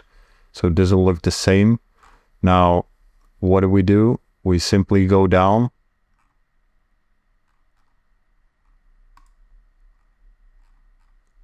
to chapter 2, and then we click on this Format Painter, and then we mark the text. And what will happen? You can see it's made it look exactly as the template. So you can change here if you want. If you want to use different font style, different sizes, and but the good thing with this is that the margins are already in place. Now, there are faster ways to do formatting, and that is something that you may want to look into in the future. But for now, I think this method works. So here we can see in the beginning of each chapter, the first text, it does not have indentation like this one. So you can see here it goes in. So every paragraph goes in like this. So we remove this one for the first sentence in the chapter, but then we keep it for the rest. For the other paragraphs, we have this. So it's clearly visible where the new paragraph starts. Okay, and then we take the introduction, if that is the first thing, and then we paste it. Now we see the format changed. That's not a problem. We simply use this tool. So we marked it here where it is like we want it to be. And then we did it like that. And Now you can see there are 3 spaces. So if we look here, there's 2 spaces underneath each chapter name. So if we want it to be consistent, then we simply remove one of the spaces. And then we count 1, 2, 3, 4, 5, 6. So there are 6 keys like this. And 1, 2, 3, 4, 5, 6. So we want the page to begin here in the middle somewhere. If we want to go with this template, so simply keep that consistent. If there's 2 additional, for example, for some, you just remove it like that. Now, I don't think it's necessary that I keep going. I think you understand the principle and the method of doing this. So you simply take the text, you copy it over here, and then if it doesn't look the same when you paste it, then you simply mark it here, and then you use the format painter to drag it up. And then of course later on you can change this. So let's say you want to go with size 12, you can do that. You can change, you can go with Times New Romans instead, etc., etc. So here you will get the book formatted when you do it like that. And lastly, we want to create the table of contents. Now this is a little bit different compared to the ebook because we want the page numbers, and we can see here the page numbers are already included in this template. If we want to, if we double click here, we can change the page numbers. So for example, if we want to place them here to the right, or we want to place them maybe at the top of the page, we can do that as well. So you can change as you see fit. The same here. Here you want to add the book title. So add the title of the book. If you want to, you can also click here, and then you can also add the author name on one page, and then the book title, and then the author name, and then the book title, etc., etc. So that is something that you can do as well. Now let's simply create the table of contents. And if we insert it right away, we see that no entries has been found. So what we need to do is we need to make this one into heading style. So we use heading like that.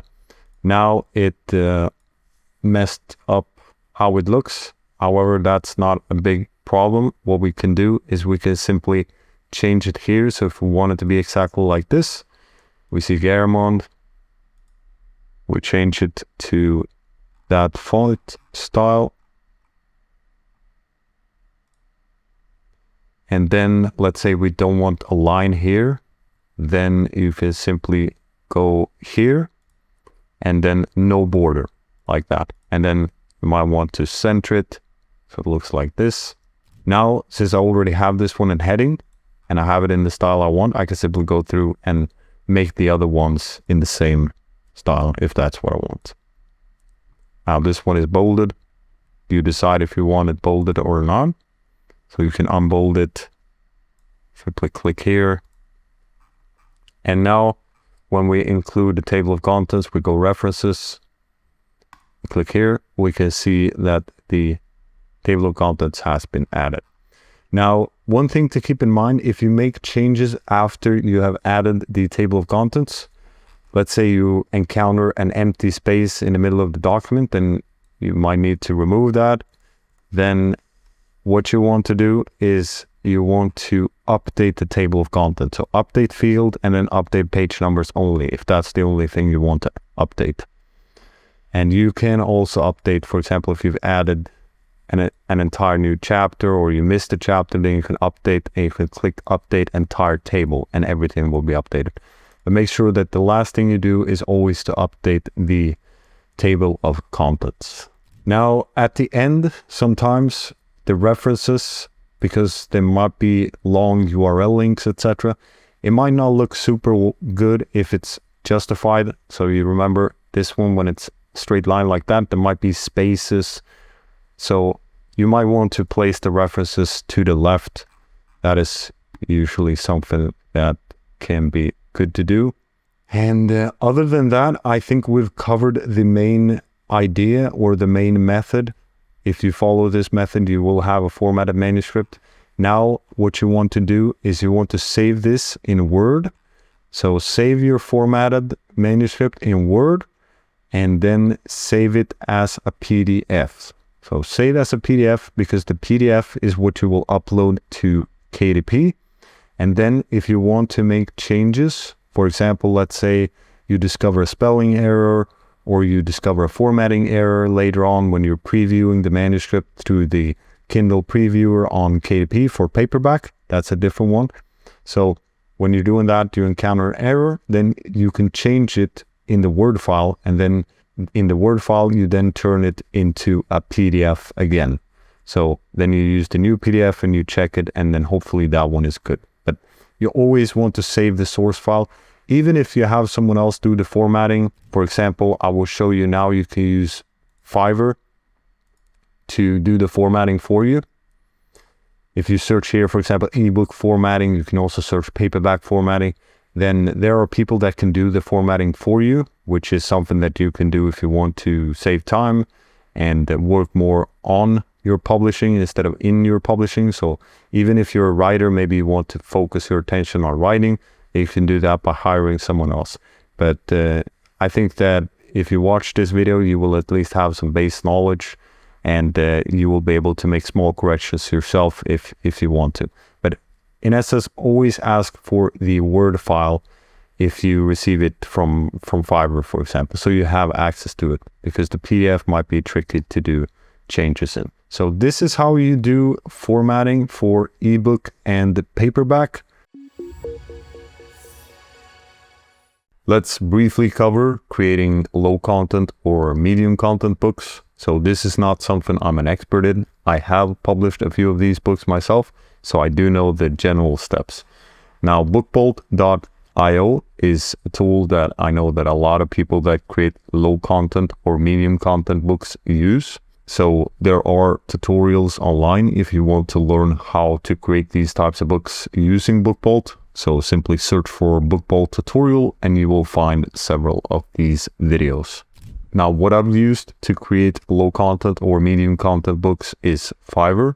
So if you search for low content, or you may search for kids activity books or coloring books or puzzle books or whatever it is that you want to create books on, then you can find several designers here. Now, I will warn you that you will want to double check their work. I have received poor work when it comes to, for example, activity books or puzzle books on Fiverr. And another problem that you may encounter is that they will use the work that they send you to other publishers, or they will grab things online without redesigning or anything like that. So I like to search here. You have Google Images and you can upload images here. And then, for example, if you search for this image, we will see that it shows up on different websites. So we know that this image is not original. So this is one thing that you can do to ensure that they're not sending you work that is free online, for example. To find if they've used the work for other publishers, that might be a little bit more tricky. However, you want to ask beforehand, before you hire them, can you guarantee that the work you will send me will be 100% unique? And if you search for a provider that has a lot of reviews, then hopefully they will be legit in that regard. So these are the basics about creating a low or medium content book. You can also search here on YouTube and you will find several tutorials on how to create a low or medium content book. I would create best-selling ebook covers that sell like hotcakes. So simply copy and try to get similar results for yourself. Sounds good? So I will show you some budget options as well in this video, and I will give you advice for instructing a designer, and I will give you some tips for choosing a great book cover. And I will also show you some bad examples and some good examples. So hopefully I'm not showing your book or your grandma's book or your aunt's book or your neighbor's book. But if I do, then maybe you want to stay with the video so you can see what they did wrong. You can give them some advice or give yourself some advice if I show your book. So this is not a do-it-yourself video. It's not about creating your own book covers. If you want to do that, go ahead. But I advise against that unless you're a professional designer, because people do judge a book by its cover, and a good book cover is crucial for the book's success. So professional standard, that is key. Now, what does a bad book cover have? It's not relevant to the book's topic. It's not relevant to the target audience. For example, it's a non-fiction book looking like a fiction book or vice versa, or it's a children's book looking like an adult book, etc. Another thing is that the title has certain words which are not relevant to understanding what the topic is about. However, on this book cover that is bad, these words are emphasized. They're made bigger. And the words that are very important to understand what the book is about are made smaller. So that is an example of what you don't want to do unless you want a bad book cover. And a bad book cover uses colors that don't look good together. And it has a picture that doesn't fit, or it has mistake. So if you publish a book about football, you don't want an image of a cake. Let's go over 2 examples of bad book covers. So here we have it. What do you think about this book cover? Now I can tell you what I see. And what I can see is that we don't have any text on the back cover. But anyways, the main thing is the text. So we see here, the super is the biggest, at least in my eyes. And then we have amazing baseball stories. This is hard to read because of the cursive text. And we see here that the text is hard to read because of the colors as well. So if you look at the background of this shirt and then the text color of the font, it's hard to read. And maybe the American readers will be able to see immediately that this runner is wearing baseball clothes. So of course it's a book about baseball. However, if that's not the case, then this bat would be the thing that really identifies that this is a baseball book, because maybe American football players can dress similar like this. And this one, the bat and the person in the bat, should be clear and visible and should be big. So here we have an example of a book cover that can definitely be better based on the components that we discussed previously. Let's take another one. So here we at least have baseball, the biggest, but we can see here, if we take a look at the image, then we see that the faces are very strange, and we see that it looks very strange right here. So something has happened with the arms. I believe this is some early AI book, and we can see clear errors. And if there are errors on the image, then what do you think the readers will think of the book, the manuscript? They will of course think that there are errors in the manuscript as well. And if we take a look, these books are not selling. There's not a sales rank for these books. So this is an extreme example of what you don't want to do. So let's go over to a book cover example that is much better. So here we see Easy Keto Meal Prep. We see that meal prep is big, is the second biggest, because it tells us what the book is about. And we see that the colors match well.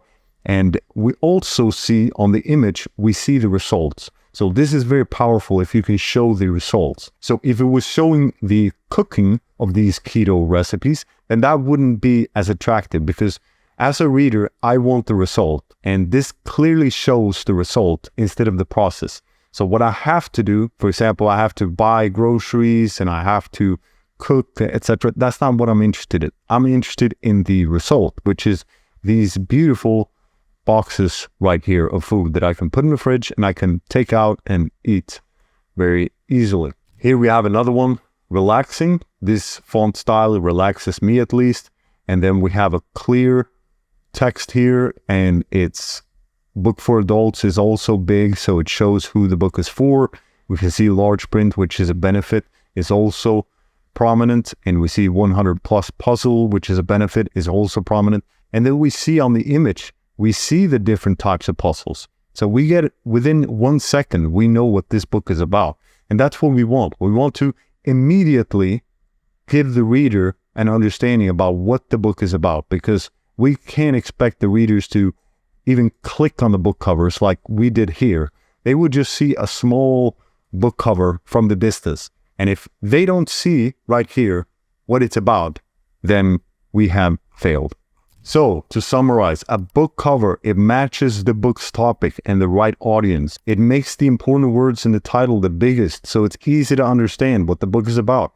And it uses good color combinations. And it has a picture that fits perfectly with the book topic. So if you want to look again at these components, then go back to the cover examples of good book covers. So let's go over the process that I use to create my covers. So the first step is that I have started a contest on 99 Design. I will show you step by step how to do this. And then I choose to work with the winning designer for a negotiated price.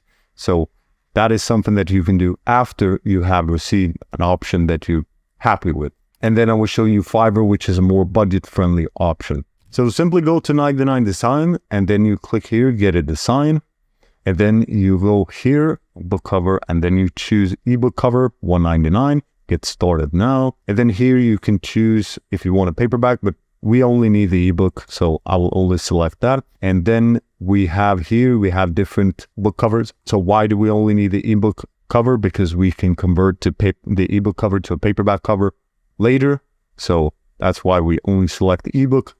And then here we can choose if we like certain designs. And here, if we prefer certain colors, and here we enter the book's detail information, and then you move on. And then slowly you will start to receive design options from the people that are competing in this contest. And then you can give feedback as the contest progresses. So it's a very fun process, and you can choose the winning design eventually. And then after that, you can message the designer and ask if they want to work with you for a negotiated price. So for example, if you're paying $199 for this contest, then ask the designer if you can pay them, for example, $50 or $90 per design. And maybe they can give you 5 to 10 design options for that price. So talk with the designer, try to figure out if you can get along in terms of any price that is within your budget. Otherwise, another option that I used early on is Fiverr. So if you search here ebook cover, you get many different options. You have different prices here as well. So for example, this one is 6,000 crowns. This is around $600. So you can find more expensive options here as well, or you can find more budget-friendly options. You can sort here by price, you can sort here by best-selling, etc. So this is another option. And now let's go over some tips for instructing your designer and for choosing a great book cover design. So one thing that I advise you to do is to send example of book covers that you like and use these examples as inspiration. That's what you want to say to your designer.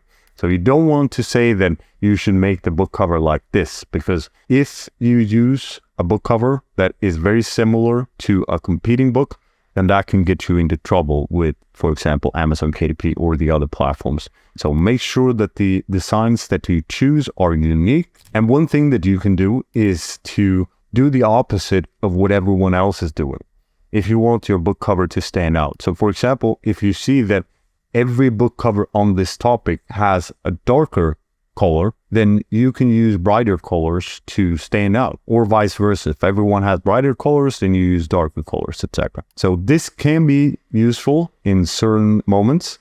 It might not always be the best option, but having a book cover that stands out can be a very powerful strategy from my experience. So this is how I get my best-selling book covers made. I showed you the steps, the secrets are out, and more advanced strategies. Of course, I have more advanced strategies, but we can save those for a future video. So make sure that you subscribe to this channel so you don't miss out on any valuable information related to design or related to anything else. I've been publishing for 8.5 years. I built a 7-figure publishing business. I know what I'm talking about. So do yourself a favor and do what I would have done if I were in your shoes, which is to hit the subscribe button. What do you have to lose? If anything else, you will get a different perspective that you can then compare to another perspective, and then you can go with the perspective that you like the most. This will be a quick video on converting your ebook cover to paperback or hardcover. So simply go to Fiverr and then search for convert ebook cover to paperback. And here you will find different options. Now this one I know is good, and I think he delivers fairly quickly as well. So if you don't want to look, then you can simply go with this one. It costs $5 roughly. And what you want to do is click here, order, and then you enter the book description. So you send the book description to him to include on the back. And then if you want an image, let's say you are the author and you want an image of you, maybe a short biography, then you can include that as well. And then depending on the book's length, the title will be added here on the spine. But if the book is too short, let's say it's below 80 pages or something like that, then it will most likely be without any text here. And if you chose, for example, 6:9 in the formatting step, then make sure to write to the designer the size that he or she should use for converting the ebook cover. So the size of the paperback format, make sure to give that information to the designer. And most likely the designer will have certain requirements or certain information that he wants you to fill out. So simply fill out the information, and if you don't want to go with this one, you have different options here as well. And ask for revisions if there's something that you are not happy with.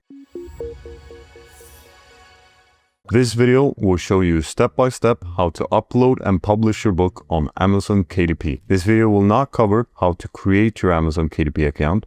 So if you haven't done that, simply go to kdp.amazon.com and click sign up. After that, you will need to enter some information, and you might need to do a tax interview as well. So if you at any point get stuck in the process, then simply turn your problem into a question. So for example, if you get stuck at how to open an Amazon KDP account, then you search on YouTube or Google how to open an Amazon KDP account, or how to do a tax interview on KDP. There you will get information for both US residents and non-US residents. So the first thing you want to do is to go here, click create. Then we will click create ebook. If you don't have an ebook, or the book that you will publish is not appropriate for ebook format, for example, let's say it's a puzzle book or some other activity book, then you go with paperback only. For this example, we will go create ebook. Then here you select the language of choice. So I will select English. Here you write the book title. So we will have a book on fitness for beginners, and you can either do like this and write the subtitle after, or you can write the subtitle here. So we can call this book Your Guide to Building Muscle. And we go down. If you have any series information that you'd like to add, then you add that here, and you can add if it's number 1, etc. here. And then here you enter the author information. So I will enter the author name here, and here you enter the book description. So here you can format it. For example, you can make a headline here, learn how to build muscle. And then you can write some text here underneath, text, and then you can also create bullet points here. So discover the 5 proven methods, etc., etc. So after you have entered the description, then you go here, I own the copyright, because I assume that you do. And then after that, you enter here, in this case it's no, reading age, if that's something that you want to enter, you enter that here. Primary marketplace, if it's a US book or if it's an English book, then Amazon.com makes sense. Categories, you select here. Make sure you select categories that are relevant to the book topic. So this is very important. In this case, health is relevant. Here you enter the keywords. So for example, you do not want to enter the same words that are already mentioned in the title or subtitle. So I advise you to check out this guide on KDP, so you can see the best practices for keywords to avoid. So for example, you do not want to include the keywords that are found in the category name or spelling errors. You do not want to add any other author name or brand name and things like that. So read this text before you enter your keywords if this is your first time. And in this case, examples could include, if the book is fitness for beginners, then we could include, for example, building strength. We could include how to get strong as a beginner. We didn't include beginner, we included beginners. So this is examples of how you can enter the keywords. Now, what I advise you to do is to search on Amazon.com. So for example, here you will see different keywords that show up that people search for. So if you search for a book title, see if something shows up or the book topic. So in this case, fitness for beginners at home might be relevant if that is what the book is about. And fitness for beginners guide.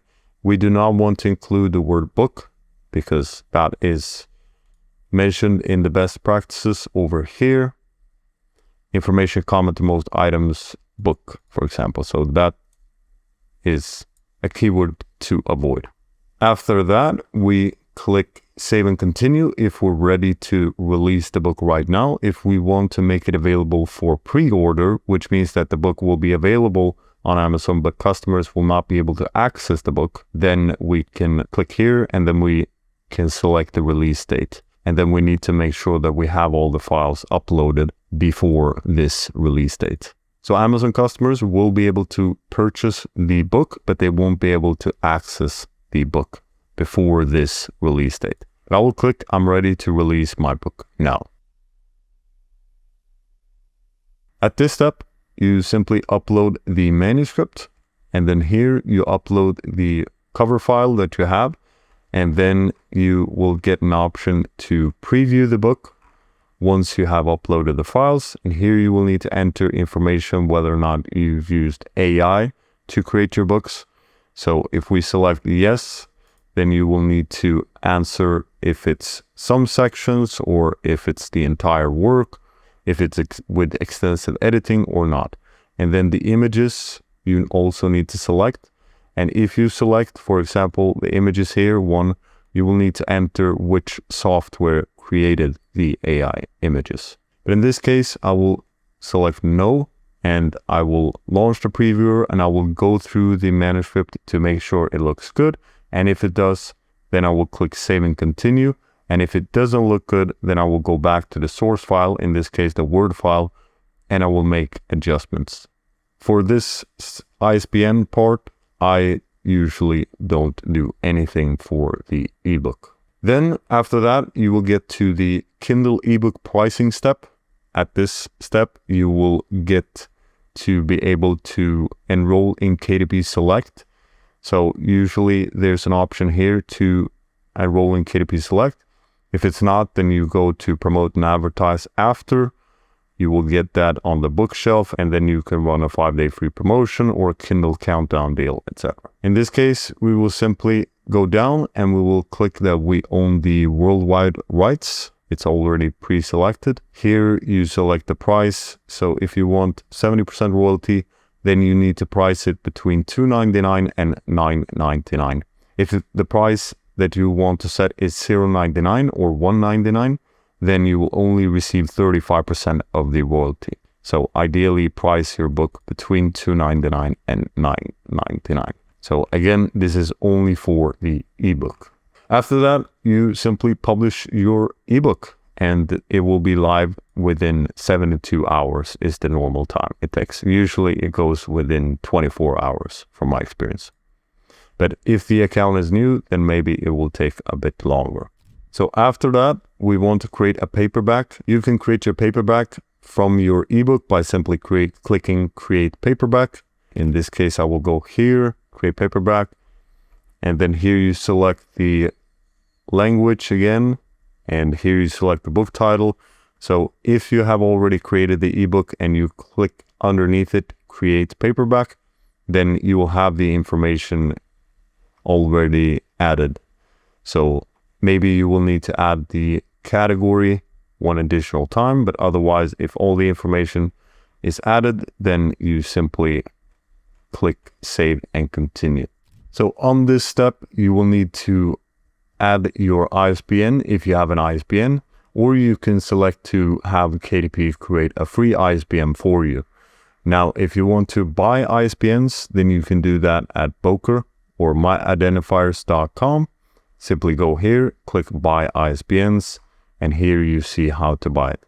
Then you will need to enter some information for the ISBN as well. So the title, etc. Now, once you have entered the ISBN, you select here if you want black and white interior, or if you want standard color or premium color.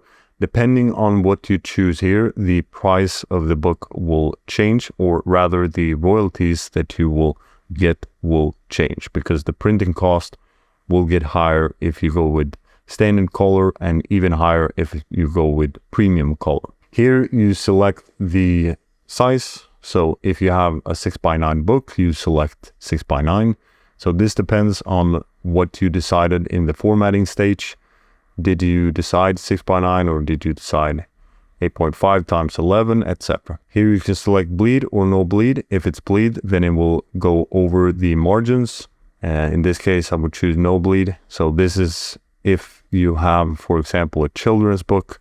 This could be something that might be appropriate. If the page has a full image and there aren't supposed to be any margins, as in most books. Here you select whether or not you want matte or glossy cover. Then you simply upload the manuscript and the cover. You preview it, make sure it looks good. And if it doesn't, then you go back to the formatting step.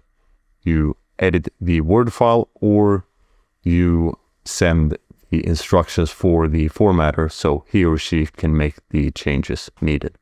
Then you move on to the next step, which is the pricing step. So at this step, you do like you did for the ebook. Then you go on to the pricing, and the pricing for the paperback is similar to the ebook pricing step. So simply enter the list price that you want here. If you want expanded distribution, then you select that here, and you will see the royalties. So for example, if I write $10, we can see that the royalty that I will receive for this book is $3.56. And you can see for the different marketplaces as well. So after that, simply scroll down and click publish your paperback book. And once again, it will take roughly 72 hours, up to 72 hours. Usually it goes quicker, but this might depend on different variables. So this is how to publish your book on Amazon KDP. It's a very simple process, as you can see. And once you've done it one time, it will be easier for you to do it for several books. Book reviews, are they important? If so, how many should we get? And how do we get hundreds of reviews? These are all questions that will be answered in today's video. So let's first talk about the importance of getting reviews. So they did an experiment. It was led by Solomon Asch in the 1950s. And he asked participants which of these lines, A, B, or C, are the same length as the line to the left. Now, the interesting fact is that 75% of the participants answered the wrong answer. And I think the answer is quite obvious. However, the reason why people answered the wrong answer was because before them, I think it was around 14 people that have answered before, they have answered the wrong. If you're a part of the 75%, then you will answer A, because the majority of people have more judgment in other people's opinion than their own. So that shows the power of social proof. So getting Amazon book reviews, that is something that will increase sales. So how many reviews do we need? I would say it depends entirely on which niche you're in, or which keyword or which book topic you're publishing in. So for example, if you're trying to rank for a keyword such as basketball and all of the books have hundreds of reviews, then getting 1 to 5 reviews might not be enough to show up on the first page. But if you're, on the other hand, compete on a keyword that has, let's say, only 20 reviews or 30 reviews as a max review amount, then I believe you can get sales with even 1 or up to 5 reviews. So it all depends, but I would say a good goal for beginners is to aim for 10 to 30 reviews for your books.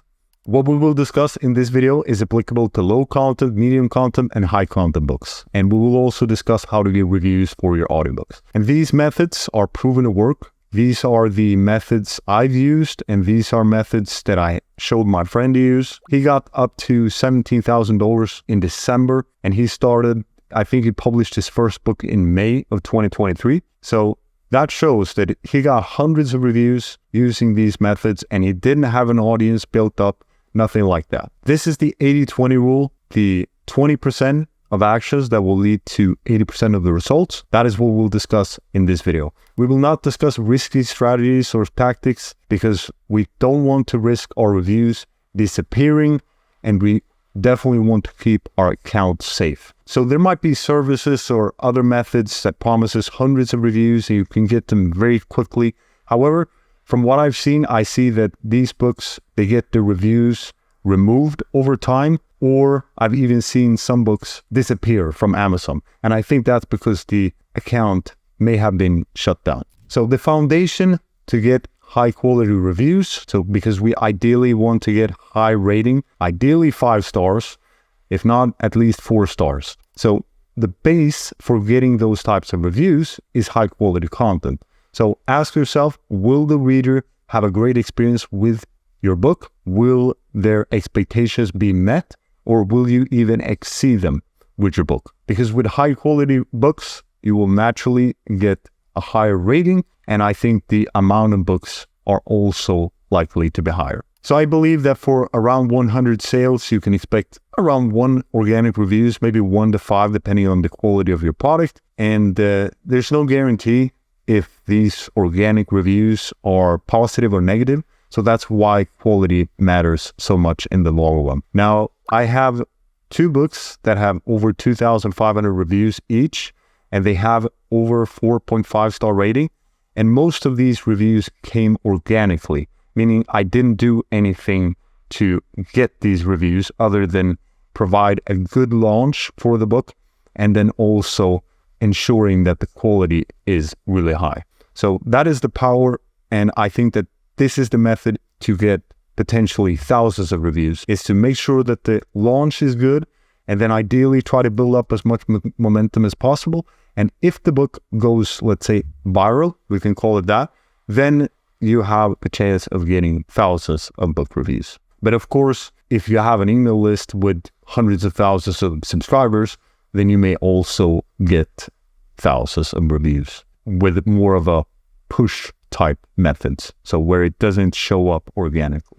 Let's first talk about my favorite way to get book reviews. This is a long-term approach. It's not the quickest nor the cheapest option, and we will talk about other options. So for a complete beginner, maybe this option is not the best one to start out with. However, I want you to keep this method in mind because I think it's very powerful, especially if you're in it for the long run and if you want to build a brand. That is to build an audience and ideally an email list, and then you funnel people into a separate ARC list, or you send them out to the main list as a free book email. So I will show you how it works and everything. And you link to Booksprout where they can download the book and get reminded to leave a review. So let's go over an example. So first, let's talk about this process. So in your books, you would have an offer to a free bonus, and that is also called a lead magnet. And a lead magnet is something that readers get in exchange for their email address. So let's say you have your book here on Amazon, then inside your book, you have a link or a text that talks about your lead magnet, and they click the link or scan the QR code, and they go to another website. And on this website, they can, for example, get a free report, free videos, another book, etc. So if the lead magnet is good, a lot of people will exchange their email address, and then you will send the lead magnet to their email address using an automated service, such as, for example, Aweber, and they will be added to your email list. And then from your email list, you can either choose to send them to a page on Booksprout. So Booksprout is a site where you can create advanced review copies. So people will have an option to read your book even before it goes live on Amazon. And then from your email list, let's say it's gone a week since they downloaded the free book on Booksprout. So this is the advanced review copy. meaning that it's a PDF version, for example, or EPUB version of the book that will go on Amazon or will already be live on Amazon. So Booksprout will follow up and they will ask the reader to post a review, but you can also follow up from your email list. So after a week, you send out an email saying that, have you had a chance to read the book? A review would be very much appreciated. And then you add a link to where they can add their review. And it's optional if you want to create a dedicated ARC list. So do you ask people who join the email list if they would like to be added to your ARC list? And if they get added to your ARC list, they will receive free books before everyone else. And then the process is similar to either the email list or Booksprout. You simply follow up with a link to the book on Amazon. So let's go through a practical example. So if we take here, we read inside the book. So here we see on this page that he has a free bonus. Now if we click this link, then we'll get taken to this landing page. And here people can enter their email addresses. And these are all the things that the reader will get. And then once the person is on the email list, this person can then follow up, asking for a review for this book or for other books. And he can do the process that we discussed here. So that is one way to get reviews for your book. It's not the fastest way, as I've said, but it works. And it's especially powerful if you're building a series of books or you're planning on building a brand. Another option is to have a review page inside your book. So for example, at the end of your book, then you ask for reviews there. And if you use a personalized message, and then you can also add a QR code or a direct link. So for example, thanks you, Mr. for reading. As an independent author, your feedback is incredibly valuable to me. If you can spare a minute, please leave an honest review on Amazon, scan the QR code or visit this link. Audiobook reviews, how do we get them?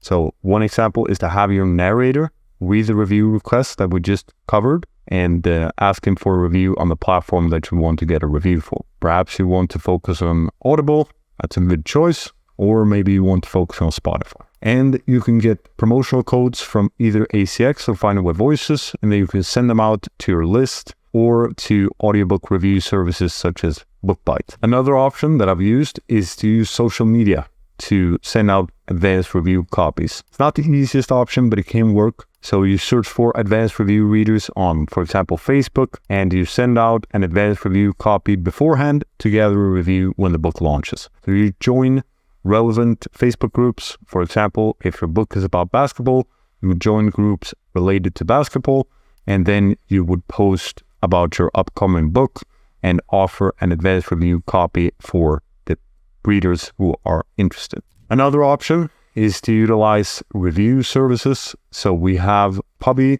we have BookBite, we have Get Book Reviews, and these sites, they are different from review swaps, which is something you don't want to do. So review swaps, that's when you exchange reviews directly with another person who also has a book, and you say, I will post reviews on your book, and they will then in exchange post reviews for your book. That's not what we want. Amazon doesn't like that. So these review services, they have a system so you don't end up exchanging reviews like this. They don't know that you posted a review on their book, and you don't know who have posted a review on your book. So it's more so that you post reviews on different books, so you leave honest reviews, and then you will earn, for example, snaps or coins, which is a form of currency that you can then later exchange for reviews on Amazon or on other platforms. Thank you for watching. Any questions? Drop a comment down below and like the video because it helps me to create more videos like this.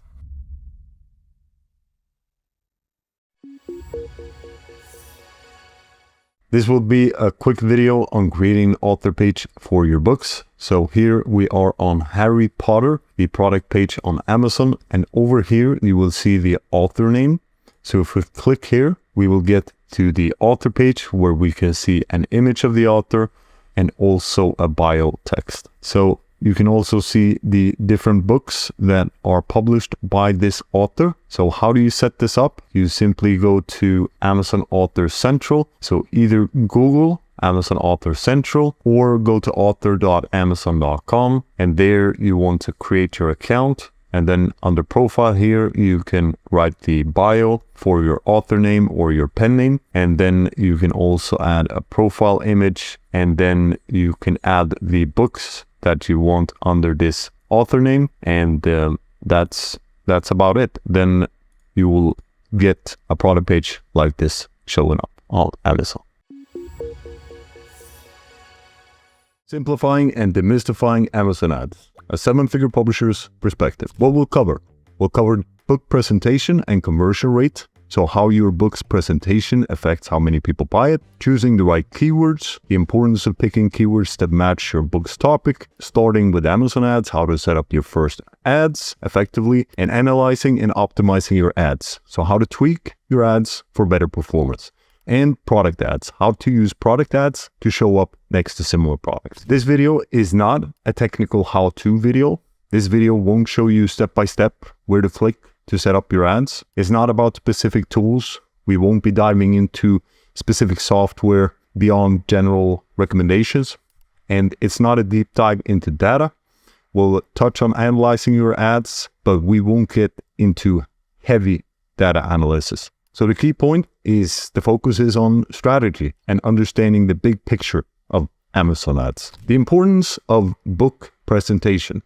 So the book presentation, that is how your book appears on the Amazon website. So that means the title that you choose for your book, the niche it is in, the cover, description, A+, and reviews. The conversion rate, that is the percentage of people who buy your book after clicking on an ad. So for example, if 100 people click on your ad and 10 of them buy, that's a 10% conversion rate. So the key point here is that a strong presentation leads to a higher conversion rate, which means more sales from your ad. Monitoring your book's performance. So use tools like Publisher Champ to see how well your book is converting, how many people are buying it after seeing your ad. So the goal is to have a conversion rate of at least 10%. And if it is lower than that, then look at the presentation of your book. So see if you can do something with the cover or description, A+ content, etc. The role of keywords in Amazon ads. Some keywords are words or phrases people type into Amazon when they're searching for a book. The importance is that the keywords you choose help Amazon show your book to the right audience. The more relevant the keyword, the better your ad will perform. Example, a potty training book should use keywords related to potty training, not something unrelated like financial accounting. Matching keywords to book appeal. Broad appeal example. So for example, if we have a book such as Can't Hurt Me by David Clavius, then relying on solely Can't Hurt Me as a keyword is not very effective. So in those cases, we want to break down what is the book about. So for example, it's about self-discipline, it's about mental toughness. So then we choose those keywords even though they aren't used in the title. Now, a specific appeal example is when you have, for example, a book about a specific grill. So for example, instead of using a keyword such as cooking for your Amazon ad, then use the specific keyword for that exact grill, because not everyone who searches for cooking will have that grill. That is the difference between broad appeal and specific appeal. So depending on where your book lands, for example, if it's more on the broad appeal, then you might want to adjust your Amazon ad strategy based on that. And if it's more specific, then you will adjust your Amazon ad strategy based on that. Setting up your first ads. So the focus is to start with fewer, more specific keywords to clearly tell Amazon what your book is about. That is a common strategy. And the bidding is bid higher on these keywords to get your ad shown more, but be careful, it can be expensive if your book's presentation isn't strong. And then the common strategy is to broaden the reach. Once you've gathered some sales and can see which search terms are converting well, then you'd broaden your reach by adding more keywords or running automatic ads. Now, some publishers, they start broad and then they narrow down the keywords that perform well. The downside of this is that Amazon might get a little bit confused at first what your book is about. But if the title and subtitle is clear, my guess is that Amazon will figure it out fairly quickly. Now, starting with the lower bid is recommended if you choose to go this route, because if you're showing up for a somewhat related keyword, then the click-through rate and the conversion rate will most likely be lower. So because people aren't specifically looking for your book. However, this strategy can work, especially if your book has a more wider appeal. Fine-tuning your ad strategy. So ACoS, advertising cost of sales. This shows how much spend on ads compared to how much you make in sales. A lower ACoS means better profitability. So based on the ACoS, you can adjust your bids. So for example, if your ACoS is too high, let's say you have a target ACoS, you want to have an ACoS of 40%, then try to lower or increase your bids depending on where you fall. So for example, if you have a very low ACoS, but you're not spending a lot, you're not making a lot of sales, then consider increasing the bid until you get to a sales number that you're happy with. And if it's the reverse problem that your ACoS is too high and you're spending too much, so then lower the bids for your keyword with around 5 to 10 cents at the time, wait a couple of days and then go back and analyze, did it make a difference? Most likely it did. And then you can continue to fine tune it that way. The daily budget, set a daily budget that you're comfortable with so you don't overspend. Product ads. These ads let you show up on the pages of other books. So you want to target books that are similar to yours because people who are interested in those books are the most likely to click on your ad and buy your book. So the goal is to increase your chances of getting more clicks and sales by showing up next to the right books. Advanced tactics. Of course, there are more in-depth strategies. So for example, you can add negative keywords. When you've gathered some data, you can see, okay, these keywords don't perform. I'll add them as a negative keyword to make sure that Amazon doesn't show me for these keywords. And then you have search terms. For example, you can click and see on the keywords which search terms your book is converting for. And then you can choose to scale those specific search terms. And then you have ad types. So you can, for example, add one ad with broad match and then one ad with exact match. And then you can see which one performed better. And then you can continue to create new ads based on that, etc. So final thoughts on Amazon ads. Amazon ads are a tool to get your book in front of the right people. For them to work, your book's presentation needs to be strong and your keywords must be relevant. Ongoing process. Keep testing, optimizing, and adjusting your strategy to improve your results. So that's what I have for you today. I've been getting many requests to give my 2 cents on Amazon ads. And here it is. It's a very overview perspective. It's not at all a complete guide. And I understand that. Maybe I will do a video in the future where I analyze. We're in the process of doing that. So we're analyzing all the ads and seeing if we can find some commonalities amongst them. And I think that would be a very interesting video to watch. So make sure to subscribe for more videos like this. Thanks for watching. See you in the next video. For even more lessons on self-publishing, check out the free school community. There you'll also find resources mentioned in this video, such as the niche Excel sheet. Link in the description.